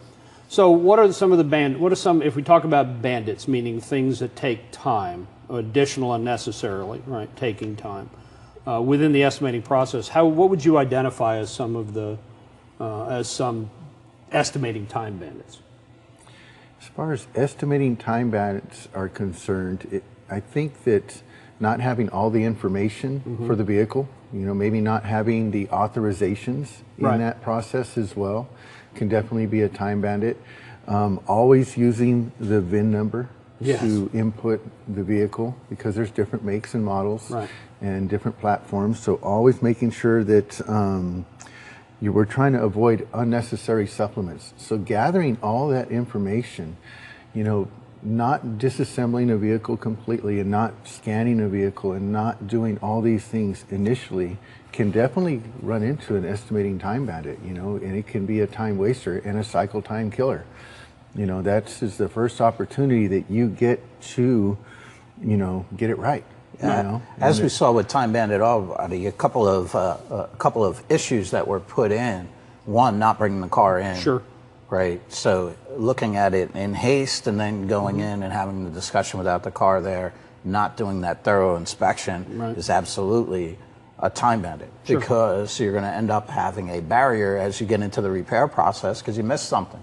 Missed something that was detectable at the time of the inspection. Putting that diligence towards making sure you uncover everything that's present is really the kickoff to everything else, right? Because the repair plan is going to come from the estimate.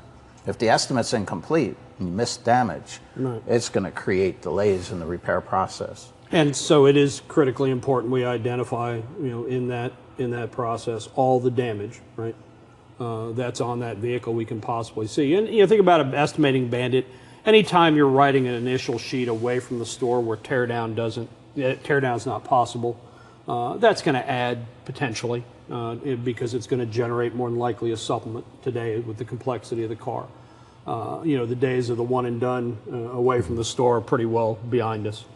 But you think about that, right, and how critical the blueprinting is, how critical that 100% teardown is once the store gets their hands on the vehicle. Even if they've got an initial sheet, it's a skeleton or a good basic skeleton of the repair.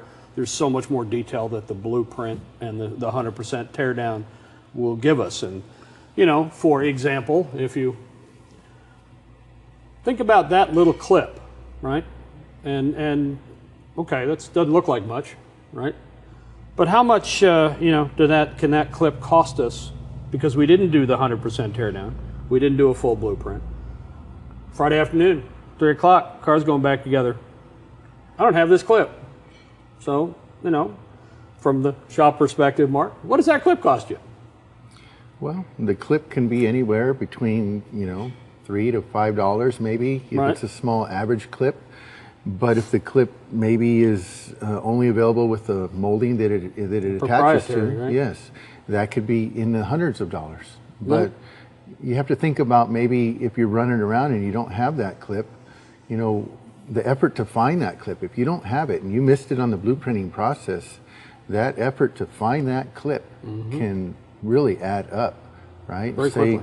Say the technician goes to the rider and the rider is busy with doing something else and interrupts that rider and says, hey, we missed this clip on this estimate. Right.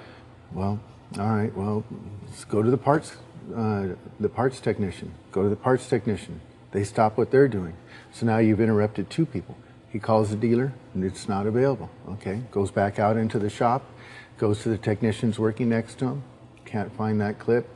And then every technician has that drawer, right? Yeah. Every technician, where all those extra clips come from, hopefully they weren't on cars that should have had the clips installed. Right. But we all have that drawer, that box in the shop. That you go from technician to technician, spend 15 or 20 minutes, and then finally after the fourth or fifth technician, you find that clip.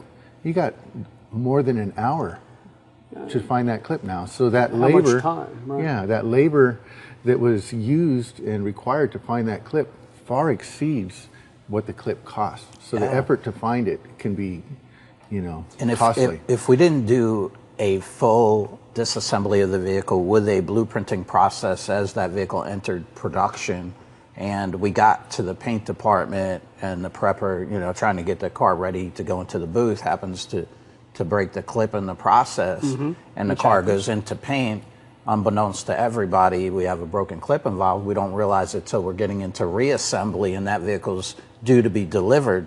Now the pressure's on, right? We're going to change the target delivery date over a clip, or we're going to make it happen, getting that car put together with a high quality, making sure it's secure. You're not going to have a failure later. Maybe we went through all of those resources, ended up with that tech that had one, and maybe it was close, and we could do a little modification. We can still get it together with a high quality. That's a lot of effort towards something that was $3.80. I think we can all agree there's not a finer group of fabricators in the world than collision technicians. However, we still need to deliver the car back to as-built standard. Yes. Right? Yep. So the likelihood of us finding that clip in one of those hidden drawers / boxes is fair to middling. Fair to middling. We might find it, but we want to make sure again we're delivering the car properly. So this little $3 to $5 piece can cost us quite a bit, and if it is a proprietary part, and now that part's on back order for 6 weeks, we've created a whole other series of issues. Absolutely. Okay. All right. Well, with that said, we're talking about the blueprinting and the importance of that, and 100% teardown, which absolutely will reduce supplements. But part of that process is also the technician's input during the estimating phase. Now, as a field adjuster, my life was writing sheets with the text. That's how we did it in the ancient days a few years ago. But that's how we did it. And the reason we did it is I wanted their input. We needed their input. And two sets of eyes. I've always been a fan of that, right? Mm-hmm. Two sets of eyes looking at the car. We tend to see things more clearly, and sometimes things I'll find that they didn't see, and they'll find that I didn't see. A lot of collaboration and the good stuff that takes place. But from your perspective, right, and Mark, do your advisors, your writers, are they going, the blueprinters, are they talking to the techs during the teardown? Are they getting their input? And if so, why is that so critical? Absolutely. We have a mobile estimating cart that goes out to the vehicle, and the technician input is valuable all across the board. You need your mechanic's input with Absolutely. the pre-scan. We've had a mechanic at the shop for years now, and there's a need to have that input on the pre-scan. You can have somebody scanning the vehicle, but it's just like going to a doctor. You mentioned the doctor earlier. They don't know what's going on. We need to explain to them. But sometimes they may need to take a MRI or an X-ray or a CT scan, and you need somebody to interpret that. That's the same thing with the pre-scan. So your mechanic needs to be able to interpret some of those malfunctions that the vehicle may have. Getting the painter involved as well, right? You may have a vehicle that has a special color. You may have to pre-order some special toners for that vehicle. Sure. So getting the painter involved, getting that paint code verified early on, and getting that color match early on. Now, if you have in a lot of shops, the person that's disassembling it may not be the structural technician. So you may have to get some input from a structural technician involved, because a lot of people, they're doing the disassembly. Maybe those technicians are up and coming in the industry, so they're getting familiar with the cars, and they're disassembling them. They're learning. So there may be repair times or replacement times. Also, researching the repair procedures at that time. It's imperative that that is done, especially with structural damage. Measuring the vehicle along the lines of that, having a structural technician measure the vehicle. All these things that you get during that preliminary blueprinting process are valuable on building that accurate estimate. So this way we don't have the supplements later. We have all that expertise in the shop, and plus they're internal absolutely. customers. So Absolutely. if I'm caught between a repair or replace, I could kind of go either way. That's a great opportunity to get a technician and find out from them what's their take on it, which direction should we go. And they may, in some cases, prefer to go towards a repair. Now we can figure out what a fair and reasonable judgment time would be. Or maybe they have reasoning that is not repairable. We could utilize that information for authorization from an insurance carrier potentially, right? Or maybe it's still borderline, but we can look into the part, make sure it's available. Maybe we're going to put extra effort towards, and it's borderline. It could go repair, it could go replace. Maybe we're going to put extra effort towards repairing that part, knowing we can't get it, right? Yeah. Or not easily anyway.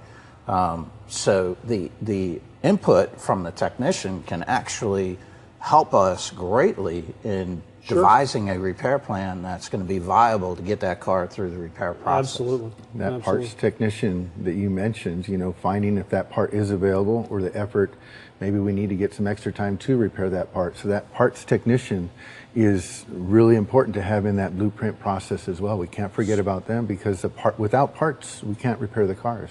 Especially at a point in time when we've had a issue with supply chains and things like that. Absolutely. We've seen that no in the stranger past. to everybody. That's no out stranger there. to anybody in the business. Yeah. So, okay, well, then think about that. So we've done it all. We've done 100% blueprint. We're shooting for nothing. But think about the supplement itself, right? Think about what does a supplement cost? We've kind of bandied about the idea of what that clip would cost, but a supplement in general, how does that impact us? Not just from the obviously the cycle time perspective, but what else can a supplement cost us? Well, it's a barrier, right? Right. We can't just go forward. We have to stop. And a couple of things. We might need an additional part, right? So like Mark just pointed out, we can't put the car together without the parts that are needed. No. We may have discovered it needs a part. Now we have a whole nother activity of acquiring that part. There may be additional authorizations we need with communication between a shop and an insurance carrier that might create another delay in the process. It's a stopping point. It's a barrier to that move forward of the vehicle through that assembly line process we were talking about. Right. Go ahead. No, please. In a shop's relationships, if you're in a DRP relationship and you have supplement after supplement after supplement, they measure those performances, and you know, with the modern technology, with virtual estimating and things like that, many of the carriers have moved over, if not all of them, to that virtual estimating where it's written remotely, and then it shows up to the repair facility, and you know, they all know that there may be some hidden damage because they couldn't write it because they wrote that estimate virtually off of photos that perhaps the customer downloaded an app on and submitted photos. So in some cases, you're going to have supplements. Right. You know? The way we look at cars. Yeah, it's the way we look at the cars nowadays. But once you have control of that, once you're able to bring the vehicle in, get the authorizations and scan it and do that blueprinting and verified parts and things like that, that's where that supplement is in control for you, of the shop. So there are certain circumstances where you can't control the supplements, and then even after that point with those supplements in the shops, you can have a parts price increase, you can have an ADAS sublet and some other things, even after blueprinting, that you still may have another supplement at the end of the repair. But the unforeseen clip or the unforeseen molding or the unforeseen part repair versus replace, all those decisions should be made in that blueprinting process. And you lay out a good example. So maybe the vehicle was written remotely and written by somebody else, now it's coming in. Maybe it's scheduled in, right? So when that vehicle hits the production line, that's our opportunity to get on that 100% disassembly, that full blueprinting process before it moves further into production. Absolutely. A towed-in vehicle, we may have an authorization to repair before we get it into the estimating phase. We always want to get our photo documentation before the vehicle's touched, right? You need to be able to identify point of impact, direction of force, and the span of damage or depth of intrusion. So you have to capture that. But then you can bring it in, got an authorization to repair, the estimate's not written yet. Let's uncover everything, including detrimming blend panels, right? Let's figure out everything we need in the beginning that's going to lead to the successful movement of that vehicle through the repair process. Absolutely. Eliminate starts and stops, right? As part of our approach. Now, obviously, blueprinting phase can include, you know, other things that we can do, right? So, if we can start doing things like the pre-wash that we talked about. We've talked about before. We can talk, move maybe pulling pinstriping off the vehicle. Obviously, getting vehicle maker service information at this stage has to be done, because that blueprint is absolutely going to be, contingent upon what the fact, if we've got structural involved, we're dealing with structural steels, we're dealing with, again, ADAS related. What if it's a newer model vehicle and you got a bumper cover in the rear that's damaged? What's a good chance something's hiding behind that bumper cover in today's car that wasn't there 5 or 6 or 10 years ago, right? As far as ADAS related equipment. So You know, and as in the second video, doing the touch test to discover that there was suspension damage and verifying what component it was, doing the quick test, which is almost a lost art, but a very valuable tool. It's critical that we you know, can look at some other things we can do during that blueprinting phase. I think pulling the vehicle maker service info is probably your number one. And then moving from there, you know, some of the tools we can use as we blueprint the vehicle. Now we can start with mapping the vehicle. We got a slide showing the vehicle that's been mapped and on-vehicle notes being utilized. Now you brought an interesting point about when you're using on-vehicle notes and things to be aware of, to make sure you don't have permanent on-vehicle notes. What was the commentary we talked about the other day? Yeah, you know, with they're water soluble. Water soluble, right? These on-vehicle notes. We have to be careful of the finished product. You never want to map a vehicle with the customer there, right? You have to be careful of the insurance partners as well and the carriers, because they may not want the mapping photos on there. What mapping does for a shop is it's nonverbal communication. It's a communication tool. We talked about the walking around the shop and the wasted time and the time wastes that can be reduced with on-vehicle notes. Sure. But we want to be careful of writing on the paint of the vehicles, perhaps, you know, clear coat that has been broken down and is faded, oxidized paint, things like that. If you use those auto writers or those markers on these types of paint that has been oxidized or broken down, it's going to stain them. And then you may inherit a whole nother issue while you're trying to wash the car for delivery. You may find that it may not be removable. You may, at least you may be finding yourself polishing it, but you could find yourself refinishing it as well. On an otherwise unrelated panel. Exactly. Also, some of the modern vehicles now, some of the clear coats can be a little sensitive. I've seen where it's been written on a vehicle and then they go try to remove it and it stained it. You never want to go back and write notes on a freshly painted paint job. Say they got a run or a dirt and go highlight it with those auto writers as well. That's not good for the painter and for the paint, because it can stain fresh paint as well. So we want to be mindful of those. I've seen vehicles that have been, you know, washed and detailed and maybe sat overnight and they didn't get a chance to get delivered, and some of the fog and dew come back. Sure. And you can see the ghosting of all the mapping all over the cars too. So maintaining the vehicle notes to maybe the windshield, you know, having your repair order taped to the inside or the outside of the windshield, maybe on the right-hand side so it doesn't block the view. Sure. And then writing notes like maybe pre-scan, post-scan, alignments, and technician, insurance company. Those are great things on the glass. Right. But we want to be careful of that. And when we are doing mapping on the vehicle, that nonverbal communication needs to be a standard operating procedure throughout the shop. So maybe green is, you know, related. You know, this is an example. Green is related to the claim. Yellow is maybe not related, but maybe an upsell, non-related, you know, UPD, but, you know, it is something that the customer decided to upsell. And red is stop. We're not doing any of this. This is just noted down from unrelated damage. So it's a good tool, but used correctly. And I like the fact you made the comment about check with the carrier too, because they may not want the initial photos of the vehicle. Oftentimes have to be as it came in.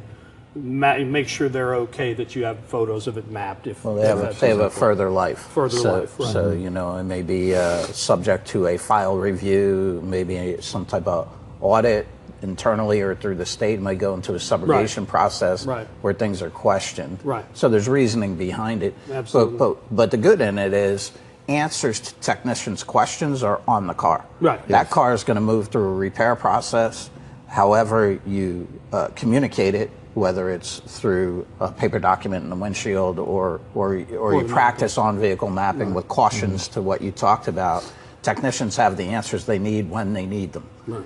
And you know, you can take an estimate, put a vehicle into production as a production manager or an estimator and talk to a technician of everything that's going to be done. A couple of things can happen. One, as the sender of the information, I might forget something as I'm talking to somebody, so it slips by, right? The receiver of the information, the technician listening to me, may check out for a moment when I say something important, and it just goes away and it doesn't get done. So Right. it's a fail-safe to those things happening in verbal communication, which happen every day. On-vehicle notes are for the internal shop communication, not for the customer. So you do not want to use it, you know, for the customer communication, strictly for the shop. Because when you're checking in a vehicle and you start marking on the customer's vehicle and pointing out those things, they may get offended. You know, they may like, you know, well, I thought my car was pretty good and now you're picking it apart. So strictly for shop communication, definitely helps for forgetting about that dent that customer wants repaired, right? In production. In It's to put the production. car in production with the answers to the questions a technician's going to have. Yep. Okay. Yeah. All right. So I think we're going to visit with the shops again. Yeah. We're going to go ahead and look at these vehicles getting into the repair process, right? And let's see how things get underway between both facilities. All right. Let's watch another video.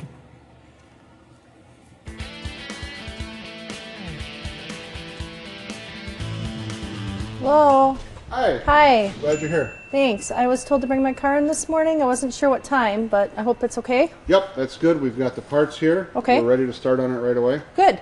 So it's One thing though, I've noticed it the last couple days. It seems to be pulling to the right. My steering wheel is crooked, and I can't seem to get it straightened, so my car goes straight. sure when you hit whatever it was that you slid into, there's probably an alignment problem. Okay. So tomorrow after we finish the repairs, we'll send it to your alignment shop and get that taken care of, and we still should be all set and on schedule for end of day tomorrow and I Tuesday. can still pick it up tomorrow. That's our goal. Great. Sounds good. Great. Okay. Thank you. Thanks.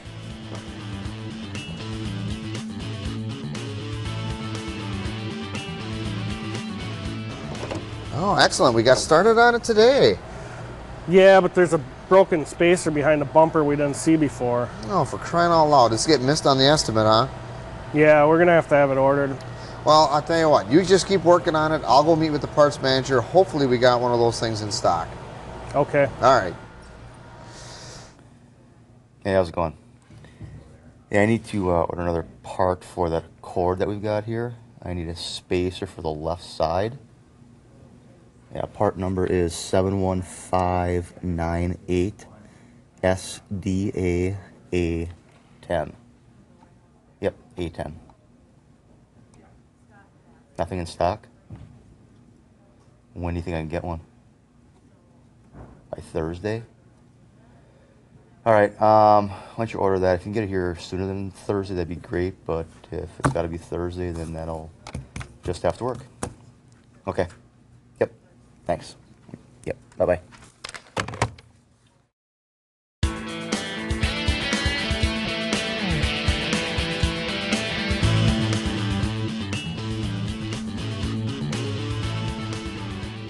Are we ready to get started? Yes, all the parts are here. It's confirmed that the knuckle light we received is the right one. I'll get to work repairing the bumper cover, the quarter panel, and the dent in the door. Sounds good. All right, that's another interesting contrast there between the two shops. So we had drop off at one of the shops, but entering production in both shops, right, and the communication involved. So what did you guys think? What do you think, John? Well, clearly one has a plan and one didn't, right? One's kind of, we talked about push versus pull, right? One's trying to push production. They didn't verify. In the second video, you see a production manager and the technician with parts and paper going over the car, and it's done. Plan's in place, right? It's rolling. The other one, we're not sure, right? We found a clip because we didn't do a full tear down. Oh, well, I'll go see if I can order it. And then we find out it's on back order. And then the worst thing doesn't take place there is a phone call to the customer to let them know our 2-day cycle time is now going to be a little longer, right, which needed to take place. Again, you know, in some situations you may not be able to do that tear down when you do the first inspection, so that's not necessarily an uncommon scenario. But, you know, again, are we setting people up for success or failure? Well, that vehicle's entering production. It's entering production. Now would be the time. Right. Now would be the time to fully disassemble it, not just pull the bumper cover away a little bit and start looking for one Finish part. the blueprint now. And then, you know, there's a flaw as we see the parts technician going towards the replacement, finding out it's not available till Thursday on a car that's due to be delivered on Tuesday. In 2 days. And doesn't take it any further. No. Might be another resource to pursue, right, Mark? Yeah. And you look at two different approaches there. If this was a modern vehicle now, that repair versus replace on that bumper, if we had ADAS perhaps behind that quarter panel with the blind spot monitor in there. So there's two different approaches. One said that they could not repair it, and one said that they were repairing it. So knowing your vehicle during that estimating process can help determine repair versus replace. Right. And knowing the vehicle's advanced vehicle systems is really critical in the modern vehicles that we are dealing with now. So true. And if we looked that up during the estimating phase, we could get it right from the beginning. Absolutely. And it wouldn't be a stumbling block as we go into production. Yeah, so that's an excellent call out there as well. Critical to moving a vehicle through production, really we have some dependencies, right? We have to have a technician that's right for the vehicle. Absolutely. Either through experience levels or training for particulars of a particular vehicle. So we need the technician. That technician needs the equipment to work with. For certain vehicles, you're going to need certain equipment. It needs to be available to the technician to carry that vehicle through production. We need parts. Some parts are not repairable. They're not even open for repair, as you're talking about the bumper covers here. It was a difference in position on the repairability of plastic, but it could go into position statements from a manufacturer allowing for it or not. So we might need the parts. It's another dependency, right? And the consumables it's going to take to put a vehicle together, and then layered onto that as well are sublet operations that need to be scheduled with considerations. So thinking about parts alone, we want to get it right.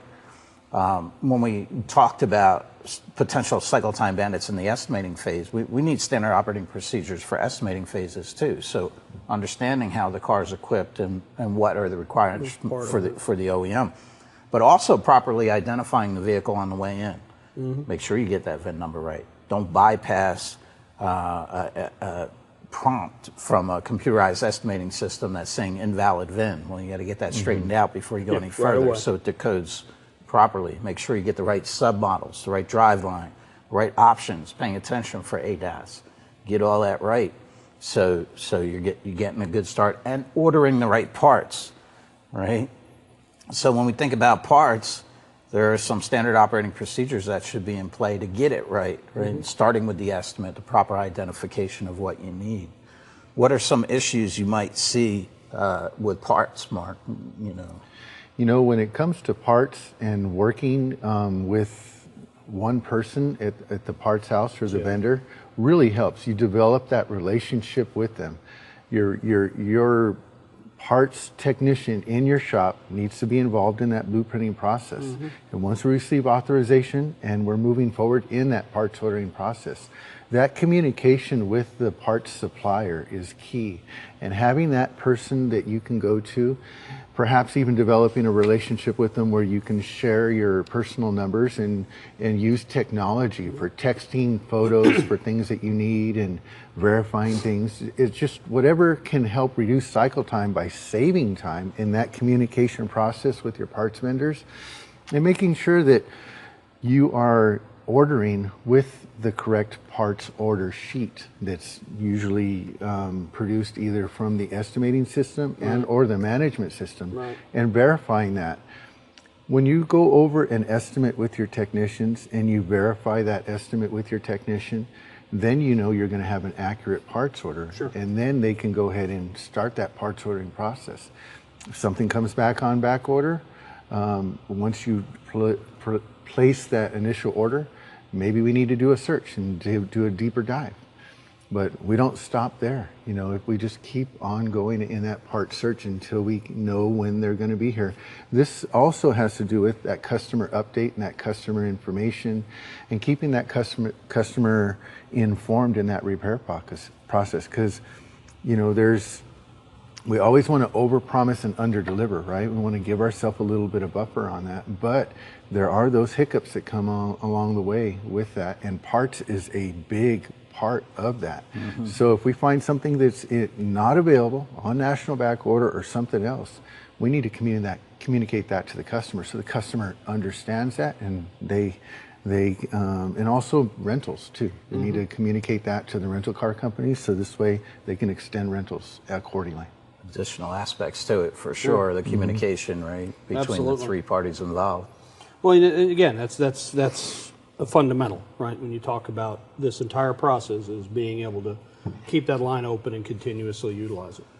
Yes, absolutely, absolutely. So based on what Mark's saying, we want to make sure we get the parts order right at our end, and we know who we're ordering the parts from and have an ongoing business relationship with that person. Sometimes we need to make a follow-up call. If we're just taking a random person that answers the phone, we don't identify them or we don't know who they are, when we call back, it's very vague to get things sorted. Sure. If it's an ongoing business relationship, you know who to ask for when you're calling up. They're familiar with that parts order. Checking in the parts is very important, right? So check-in processes, paying attention to what arrived, but more importantly, what didn't arrive, like you said, so you can devise a backup plan, maybe go to other resources.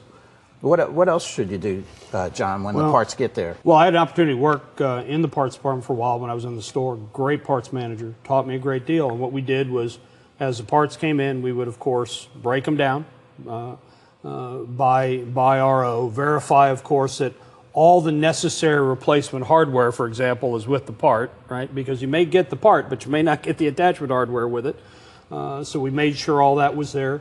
We would tag them with the RO number, print up a copy of the invoice, basically put them on a parts cart, take them to the technician, mirror match to make sure that the parts are the right parts for the car, and then have that technician sign that invoice so there was never any of this last minute, I didn't get that part, conversation on reassembly day. Right? Yeah, that accountability with signing off on that is important. Absolutely. They don't get lost. Nope. And with that parts cart, if we take that parts cart and we have a standard operating procedure for that parts cart and say we're waiting for a few more parts, that parts cart can be a non-verbal communication tool if it's kept in an area, whether it's in a parts receiving area or maybe in the technician's stall, whoever it's at. But that organized, say for instance, maybe we have the removed parts on the bottom, and we have the replacement parts in another shelf, and then we have another shelf that is parts that we're waiting for that have not arrived yet. Technicians walking by there, that's another non-verbal communication tool by having a nice organized parts cart. Just at a glance, that technician doesn't need to go ask anybody. They're just walking by it and they see that that part that they're waiting for final reassembly arrived, and they can continue on with the repair. Yeah. Another important aspect is paying attention to what came off of the vehicle. Absolutely. Yep. Right. And saving those parts till that vehicle goes down the road. What would be some references you would need to the parts that come off the vehicle, even the ones that are being replaced? Perhaps maybe one that has a core charge or something like that. We want to make sure that that part doesn't get thrown away, and that part is returned back to the parts department to return it to the core. And then we want to always save the parts till the end of the repair process, because in some cases there may be a reinspection, say in a DRP relationship with one of the partners there, and they may come in and they want to see some of those damaged parts. Maybe the photo wasn't as clear and they would physically want to see it. So always keeping those parts till the end of the repair process is important. It's a great practice. You could have many missed opportunities if you don't keep those parts while the car is still there. Sometimes even verifying a part number on something that seems like it's destroyed and insignificant becomes very significant. Absolutely. All right, so we got the parts, we got the technician, we're putting the vehicle into production. The placement of that vehicle in the shop should also have a method to it. We don't want smaller hits getting stuck behind bigger hits, or tagging a smaller hit onto an assignment of a bigger hit to a technician. The technician's focus should be on the vehicle that's present in front of them, without the sideline of bringing in another vehicle at the same time. Each car should go through based on its own merits. It shouldn't be delayed by another vehicle, right? We need a consistent throughput with those vehicles coming in on different days and being released on different days by the extent of damage that they individually have. Right. So can shops be set up for different levels of damage, John? Oh, absolutely. And there's no reason, again, with that smaller repair, and we talked about 0-dayers, right? There's an opportunity to set up, and it doesn't have to be a large facility. Any facility can do this. A quick repair, kind of a, you know, the smaller job. Maybe it's the line that you have your C-level tech can handle, the small repair, the bumper repair, the minor sheet metal repair, that they can work and learn and train and develop, and you're getting your 0 and 1 and 2 day repairs through that line, instead of letting them ink up to 4 and 5 day repairs, which may be under your cycle time goal, but they're not helping your overall, right? So it's a great way to look at it. And of course you triage all vehicles by severity, heavy, medium, light, and you assign it appropriately. Matching jobs right to the technician's experience. That's the same thing. You know, you don't take a C-level tech who just came out of school and put them on a hard structural hit. That's a fail. You want to talk about not setting your people up for success. That's a failure zone. And also potential, you know, you could easily get that technician to where they're discouraged, and you could lose somebody that you've invested a lot of time in thus far. So, but you know, quick small repairs, assembly line process repairs, as you've mentioned, right? Great way to approach it. But again, you know, any other thoughts? You know, I know that knowing what the shop's capacity and throughput is important, because again, that the shop owner, the manager just bringing in all the work doesn't mean it's all going to go out. You need to know what each technician's efficiencies are, the capacity of the shop, in the office, on the production floor, in the refinish department, all across the board. If you have the capacity to deliver 5 cars a day, you don't want to be bringing in 8 or 10 cars a day. You're going to be bursting at the seams. And if you have the capacity to deliver 5 cars a day and you're only bringing in 2 or 3, sooner or later you're going to run out of work. Right. So knowing and measuring and knowing what your throughput is on that and what you're able to process. Sure. And you always want to have the extra work there, because there are the parts delays that we talked about and things like that. But managing the throughput and knowing what your shop capacity is key to getting things moving. So such a key component to production management is understanding the capacities and setting yourself up for success. And it all starts with good scheduling. Right. It starts in the office with good scheduling. Good point. You mentioned the initial production meeting in the morning. All vehicles on the floor. And the one in the afternoon, vehicles going today. Having that as part of your plan and part of your routine. And don't forget that information's gleaned from shop walking. You know, you manage by walking around, right? You don't manage by sitting at a desk in a cubicle. Yeah. And the only way you're going to know, back to lean process, Toyota models, 60 to 70% of the time, where were their production managers? On the floor with their people. Yes. And that's where that information comes from. That's how you stay in touch with what's going on for production. Absolutely. Which leads me to the thought of things that can happen that create delays or time bandits.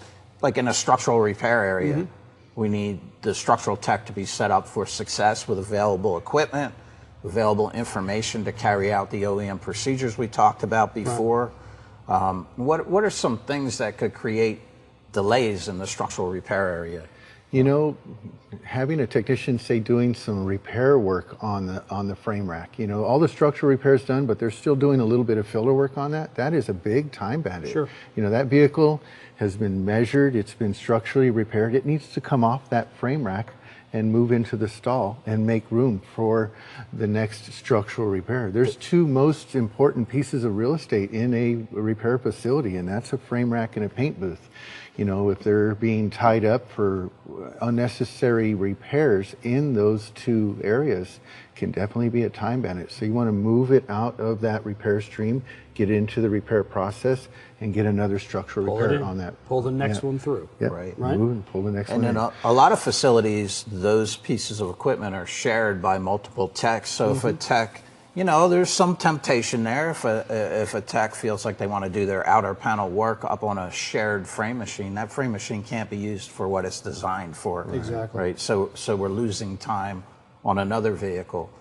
Like you say, getting that vehicle out of the way to allow that piece of equipment to be utilized on a different vehicle. Some shops set up with each technician having their own machine, and if they're not working on the frame machine, nobody else is either. Maybe there'd be a different system. Each shop's got its own footprint. It's got its own layout. Layout. Also, the amount of equipment each shop has differs, so you adapt it to your circumstance. But it certainly would be a time killer to do outer panel work on a frame machine that somebody else is waiting for. Absolutely. Excellent point out on that.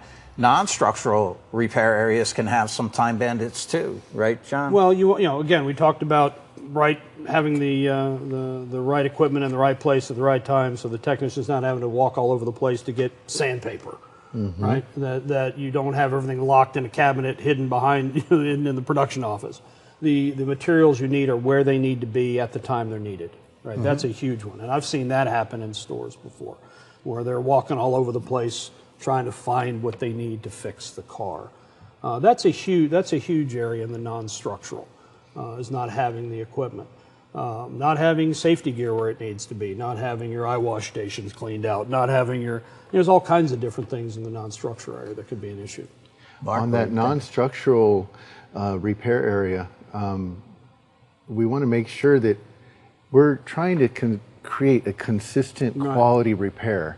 And if one technician likes using this grit of sandpaper and this type of filler and this type of finishing, and another one has their idea and another one has another idea, the shop really needs to take the reins on that and create a nice standard of that, so the quality of those repairs are going to be the same. So when that non-structural repair is put into the refinish department, it's all at the same grit that the paint manufacturer requires. And they want to make sure that they test fit the parts prior to painting them as well, because sometimes a technician may not have the time and just send it to paint, and you may paint a bumper cover that had sensor holes in it and the vehicle did not. It didn't get checked in or something like that, or maybe the fender didn't quite fit because it had a bent edge on it or something like that. So making sure that you have those standard operating procedures in place in the non-structural role is key to that, because that's a lot of the stuff that's getting painted and going into the refinish department. Test fitting is huge. I mean, that goes beyond the mirror matching to say, does it fit on the vehicle? And when we think about repaired outer panels, a lot of times there's a matchup. Maybe a bumper cover to a quarter panel might be a long run. We need to make sure that the fit is what it should be, or a tail lamp going into that repaired quarter panel area, making sure it fits and we don't have a buckle in the tail lamp pocket that we find out about after the vehicle's painted. We don't want to start doing metal straightening at that point. Test fitting is a very important aspect of doing non-structural repair work on the outer panels. Absolutely. Well, with all that covered in the structural, non-structural and stuff, I think it's time to watch another video. Let's see how Time Bandit and Lean and Clean are coming along. What do you say, guys? Let's do it. I'd love to. All right, let's watch another video and see what we have to see.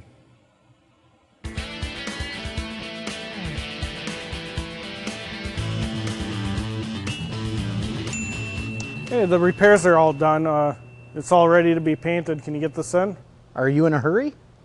Oh, we're waiting on a spacer, but the car is already running late. Okay, I'll see what I can do.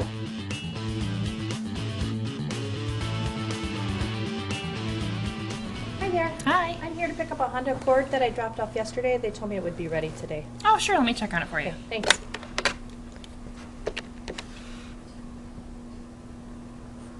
Hi, I have a customer here to pick up her Honda Accord.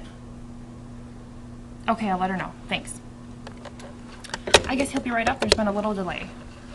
Ew. Okay. Thanks. Thanks. Hi. Hi, I'm the production supervisor. You have the Honda? Yes. I'm sorry that we have a little delay with it. It'll be ready on Friday. Friday. You guys told me it would be ready today. Well, we had a little problem with one of the parts that we ordered. We thought that it was going to be in time, and we didn't find out about it until it was too late. But yesterday when I dropped it off, you guys said no problem. It'll be ready in 2 days. It was a quick 2-day repair. You guys told me to come back and pick it up today. And exactly, yesterday that's what we thought we could do, but unfortunately late last night we found out that the part wasn't available. Late last night? Why didn't you call me today during the day to let me know it wasn't going to be ready for me to pick up? It might have missed the schedule, I'm sorry. Well, now I'm another 3 days without a car. It's not going to be ready till Friday. You guys told me it would be done in 2 days. Well, I'm sure that it will be done on Friday. All right, fine. I'll come back Friday. Okay.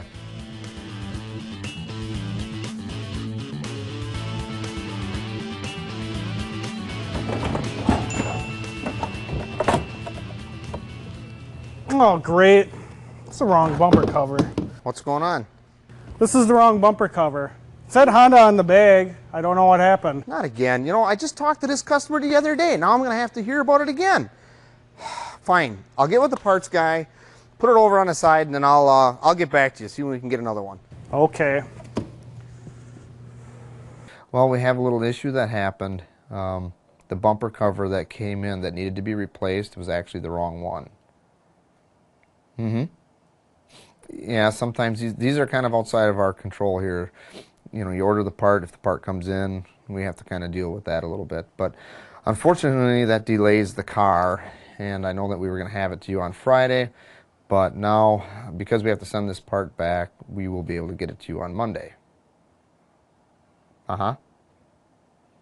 There's more damage on the car? Okay, not from this accident. Okay. On the same side. Oh, just ahead of where we're doing the repair now? On the rear door driver's side. Okay. Yeah, we can still have that done by Monday. Sure. Okay, I'm sure we can take care of that. Thank you. All right, goodbye.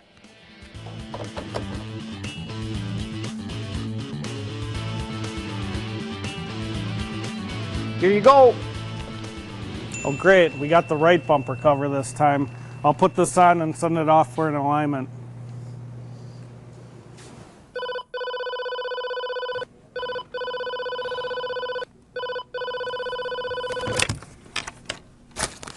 Parts. You a cord? You a knuckle for it now? That'd have been nice to know the other day when you called those other parts for it. The customer? That's not my problem, that's yours. All right, well, I'll see when I get it here. Okay. Yep, bye.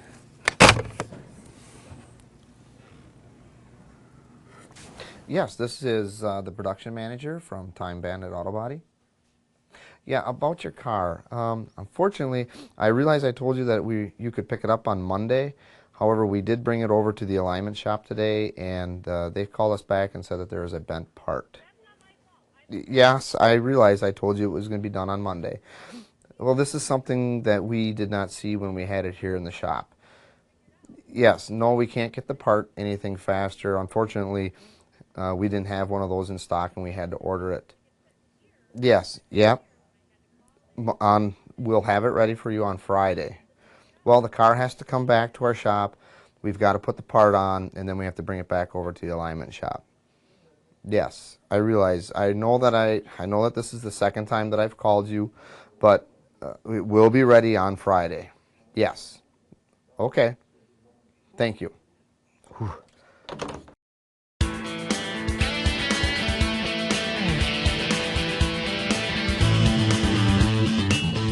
Yes, and we did take care of that dent in the door that we talked about. It turned out great. I think you'll be really happy with it. Your car will be ready 5 o'clock today would be great.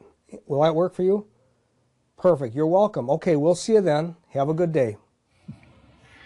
Well, guys, what did you think about those two comparisons between the two different shops there? Quite the comparison difference there, huh? I think big picture what you see is it's becoming more lengthy for Time Bandit now as far as the time frame of the video. It's becoming shorter for Lean and Clean as they move forward in the process. 3 saddest words I think you can say to a customer is about your car. But when you start looking at exactly the SOP position, right, the difference between a store that's got it down, understands the process, and one that's flailing, that's having a hard time because they didn't put in a proper SOP. And from a misordered part, a part that wasn't mismatched properly, think about the cost and time, not just the material cost, but the time to refinish one that isn't going to be usable. The reality, you may not be able to return that part, so now you own it, Absolutely. or possibility of it. And then, of course, again, the materials, you're now going to spend again to do that, right? So, and the lack of communication with the customer, that's I called you twice, should have called her 3 times, should have set a more reasonable expectation in the beginning. And then, something I always like to bring up, and when the class, during the class, or when I teach this to the team, the feedback on this is always quite interesting. especially on the mistakes that are made. They're kind of large. But one of the things I try to bring forward is utilize terminology like is on the service survey, and I'm calling to keep you informed because that's the term on the service survey, right? It's a keep informed section. But you see so many miscues from just a lack of standard operating procedures, right? And a lack of organization. Again, the quality of the repair may be equal. It's not that the end product is necessarily horrifically bad or anything. It's probably just as good. But getting there, about your car, a little scary. What do you think? When I did those classes as well, the students all can relate to somebody in their shop, or they put themselves in that type of position where they've either been on the receiving end or the giving end of a scenario like that. The two comparisons, as you mentioned, Peter, the cycle time, you spend the time up in the beginning of the repair, but that blueprinting process, it's a lot less backpedaling towards the end. The two comparisons for that progress report to the customer, as you mentioned, and the overall repair process, the technicians are going to be a lot happier in that shop that had the standard operating procedure, and the overall morale and the overall culture of that shop is completely different and less stressful, less pushback and things like that. Absolutely. So as things, before this video, we talked about non-structural repairs, and we get into refinish repairs now. We saw some refinishing delays in that, having to paint the bumper twice. Right. But in the spray booth, we talk about the refinishing standard operating procedures and things like that. What are some of your takes on what things happen inside the paint booth and what should or should not happen in the paint booth as a cycle time bandit, like we saw with maybe the structural repair and non-structural repairs being done in structural? Well, I think, a stark reminder of having things prepared with a plan as they enter into the paint department is critical, so the painters know what's coming next and they're prepared for it. Also, the technician realizing that downstream, the paint technician or the prepper is going to be receiving that handoff, not test fitting that part, is what led to putting that expensive material on something that now can't be returned. So when we switch to the thought of the shop owner, the profit just got killed on that job. Absolutely. Right? We have a bumper cover we don't need. We put expensive red paint on it, expensive clear coat on it, none of which can be used. And we have to do it all over again. And then the disappointment of the customer. If we send something into the paint department that's not prepared for it, we're going to have waste like that. Or if the booth gets utilized for finish work that maybe should have occurred outside of the booth, we're going to lead to some contamination issues or some denibbing processes that are going to need to be applied because the booth doesn't have the hygiene that's expected. The booth, when a vehicle's ready to go in the booth, all that needs to happen with that booth being, the vehicle being pulled in the booth to avoid those cycle time bandits in the paint booth is the vehicle's ready to go and it gets pulled in, blown off, maybe bagged, no more masking, no more prepping or anything else, wipe it down, tack it off and shoot it. So those are the only things. You shouldn't be matching color in a paint booth. That should already been verified before, and things like that moving into that paint booth cycle time bandit. It's a specialized piece of equipment that should be used for its purpose. Right. Absolutely. Right. So after a vehicle's been painted and it goes into reassemble and then detail, what are some of the cycle time bandits that you may think of, or some standard operating procedures that we can utilize in detailing? Well, I think one of the things, if I may, is you got to use a checklist, right, with that detailer. Absolutely. And you've got to detail every vehicle to the same standard, to the same level, regardless of what the repair may have been. And that, we can talk about going back to SOPs and how a metal tech and the way they manage a vehicle through the metal process can help or hinder the detailer, right? Leaving doors off, no crash wrap, and letting the interior get all full of stuff in the 2 weeks it's sitting in the metal shop. So we can tie that back in. But things like with the detailer, if you've got the buffer as they're buffing the car, that an SOP in place to wipe all the compound off after they're done, as opposed to sending it back to the reassembly stage with compounds stuck in crevices, and 2 hours later, we all know that turns into something just a side of concrete, which potentially could damage finishes you just spent a lot of time on. So there's a lot of different things in the depot, but I think the key is using that checklist. SOPs develop, checklists from the SOPs, and follow it regardless every single time the same way, to the same standard. Yeah, in short order, that vehicle is going to be turned back over Yeah. to the vehicle owner. So anything that gets missed at this phase may be discovered by the vehicle Absolutely. owner instead of shop personnel, where we could recover and get that resolved, where the customer's not the one experiencing a flaw or a missed step of some type. So yeah, the checklist keeps it true to each vehicle that goes through. Right. Absolutely. The quality control checklist in the detail department, all the way through the process. It starts with, the check-in of the vehicle and going all the way through the process. Blueprinting the vehicle, parts ordering, the repair and structural, non-structural, refinish. These quality control checklists help ensure that the different stages are being completed as it moves through the process. In my shop, we have one that follows the vehicle all the way through. We call it our red sheet, and it stays with the vehicle. Technicians sign off as they complete each task. And then in the detail department, they have the technician there has his sign-off sheet. Mechanics do their final test drive, making sure all ADAS is working correctly. Having a standard operating procedure helps eliminate skipped steps and also helps accountability within the team. Everybody understands what they need to do, and by checking it off, what gets measured gets done. And when you're measuring things with a quality control checklist, it's important all the way across. And it also helps to satisfy our internal customers, which are our teammates, right? Sure. Each department is a customer of the other department. Structural department is a customer of the estimator who's writing the estimate. So is the refinish department. The parts department is the customer of the estimator. The technicians are customers from the parts department, and so on and so forth. So satisfying these internal customers as a team is really important. What are your thoughts on that?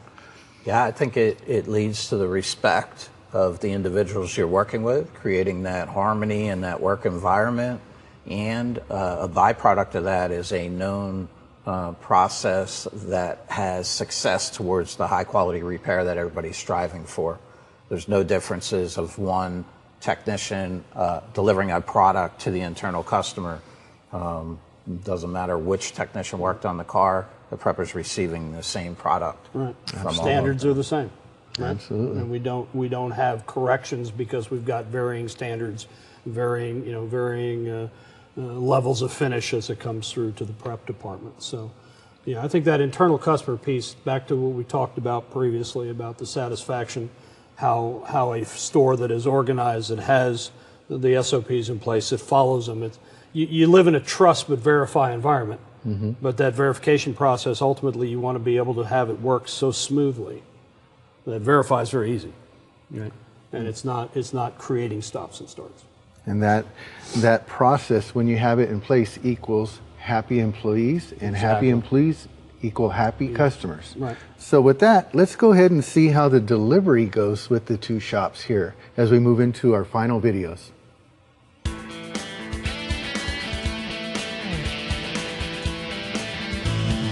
Well, I finally get my car back. I forgot what color it was. It's been so long. You guys have had it so long. I need this car to take home. So I'm glad it looks like the repair is done. It looks good.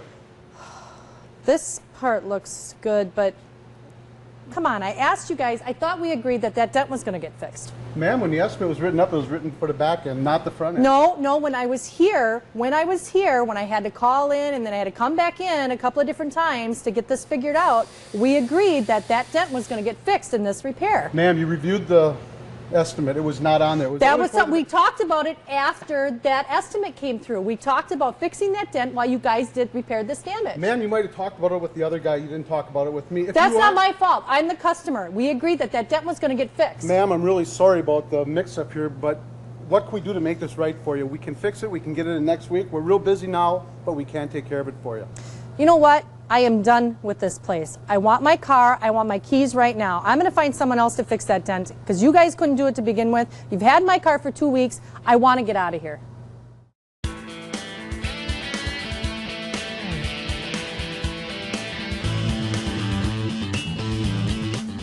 Wow, the car looks great. You guys got it done already. I was really surprised when I got the call to pick it up already this morning. Well, you're the customer, and we put the customer first. We just wanted to make as pleasant an experience as possible when we're going through our repairs, and the process is easy for you as well. Wow, it looks great. Now, you notice we even got rid of that dent in the back door that you had talked about. Oh, finally. You know, that thing was really, I hated it every time I looked at it, and it looks great. Well, as you can see, we fixed your bumper cover. Looks good here. The boys did a great job. We also got that dent out of the quarter panel. Okay. And what we did, in order to fix the quarter panel, we had to blend the paint into the rear door. And if you can take a look down the side, you can see that you can't see a change in the color. Yeah, it looks good. All right, just a couple quick tips before you take control of this car. Polish it as often as you can. The more times that you polish it, the less work is required each time you polish. Okay. After it rains, it's always a good time to wash your car. I know that kind of sounds funny, but rain will form hard water spots on your vehicle finish. Really? You want to get that off right away. Okay, didn't know that. That's Yep, great. and that's all outlined here in this quick tip chart. Okay. Also, bird droppings. You want to get rid of those right away. Okay. The acidity of the bird droppings can sometimes etch into the clear coat and it'll leave a Okay. mark. So you have any more questions? No, I think we're good to go. Okay, all right, great. I will have no problem recommending you guys to somebody else. Well, this has really been a nice experience. greatly appreciate it. Here's your tip sheet and your key. All right. All right, thank you very much. Thank you very much.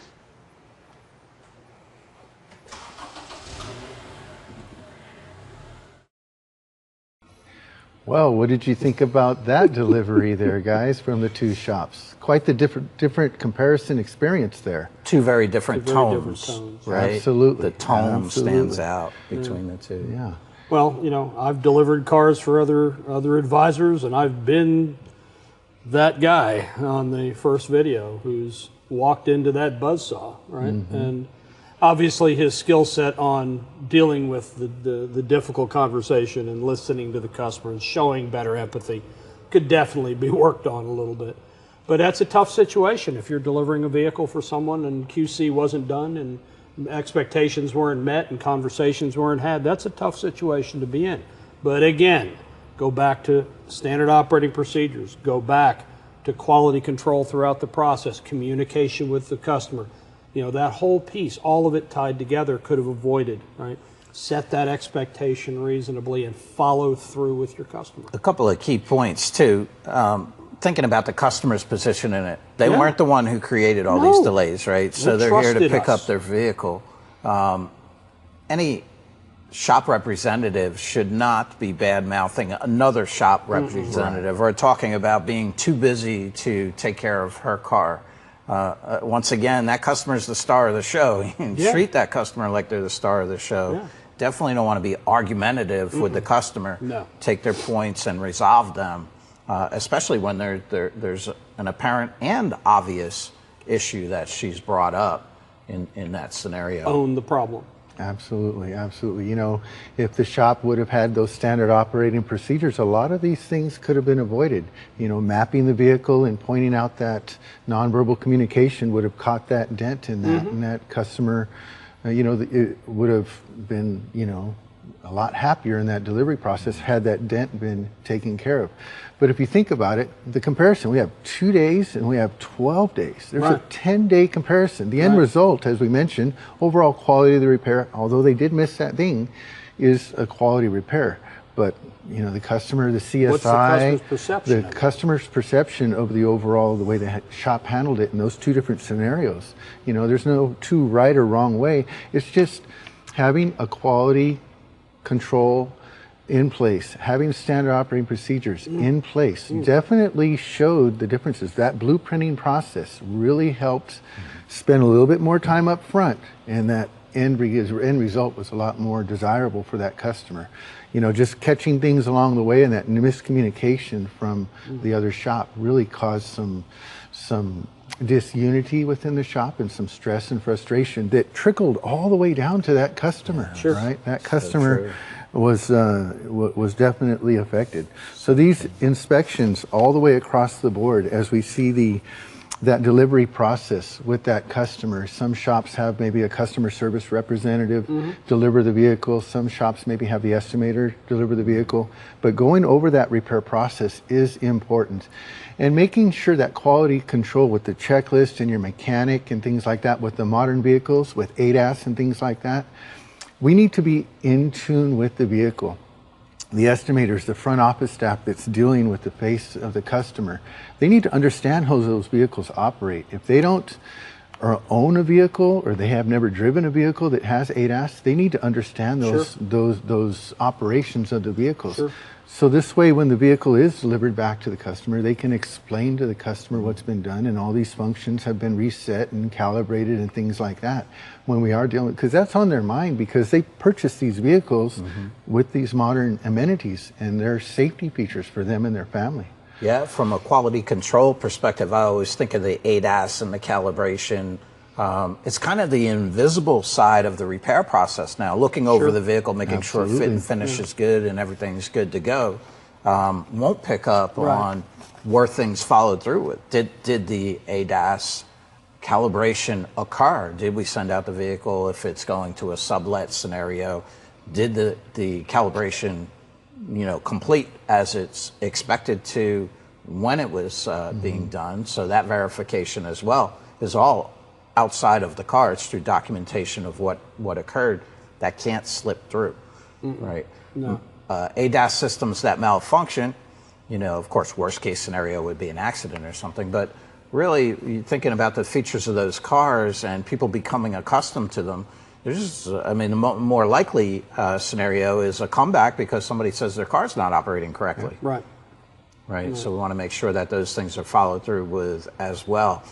The other delivery was much more cheerful. Sure. It was much more cheerful. Probably could adjust some things on that too. What do you think? Well, other than the need to be tapping all over a fresh finish, a little bit concerning that we have a need to be touching the car so much. But yeah, definitely.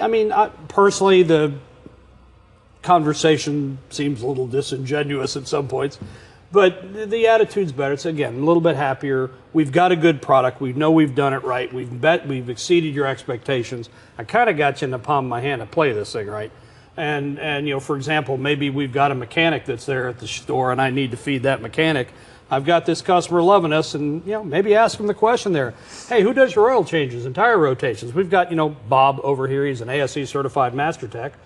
Bob, and he can do your oil change. We'd love to have you come back for that. Well, customers a lot of times like to go to one place for all their service needs. You got an opportunity to upsell there too. Now, concerns, and it's funny when we get the feedback from the teammates as they watch these videos. They always bring up the tapping on the car. They always bring up the slamming of the door. And then what's the one that we all picked out that we don't necessarily hear all the time? What's the one that raises your ire a little bit? It's letting the customer drive it out of the shop. There's definitely a liability there, but something we probably would not want to do in the shop because of insurance purposes and things like that, and things can happen. But overall, I appreciated the fact that he talked about the bird acidity on fresh paint. That's definitely something that we can appreciate, because whatever those birds are eating nowadays, it even bites into factory paint. So fresh paint, definitely want to remove that. But I think overall, if we take and look back at this understanding cycle time class that we have just went over, if we think about it, we've covered all the bases. And one of the main things that we talked about is having standard operating procedures. You can see that common thread woven all the way across. And one of the biggest help in reduction in cycle time is blueprinting and having that team concept and catching everything up front. Spending that time up front on that repair process, more time up front speeds it up in the end. And it's hard to get technicians sometimes, if you don't have that culture, to buy into it. But once you do, it is successful. So, Absolutely. with that being said, we want to thank you all for joining us. Mark, John, and Peter, we had a blast. I Yes. enjoyed our Thank you, gentlemen. conversation. Being I together. hope you enjoyed it as well. And thank you for joining us for Understanding Cycle Time.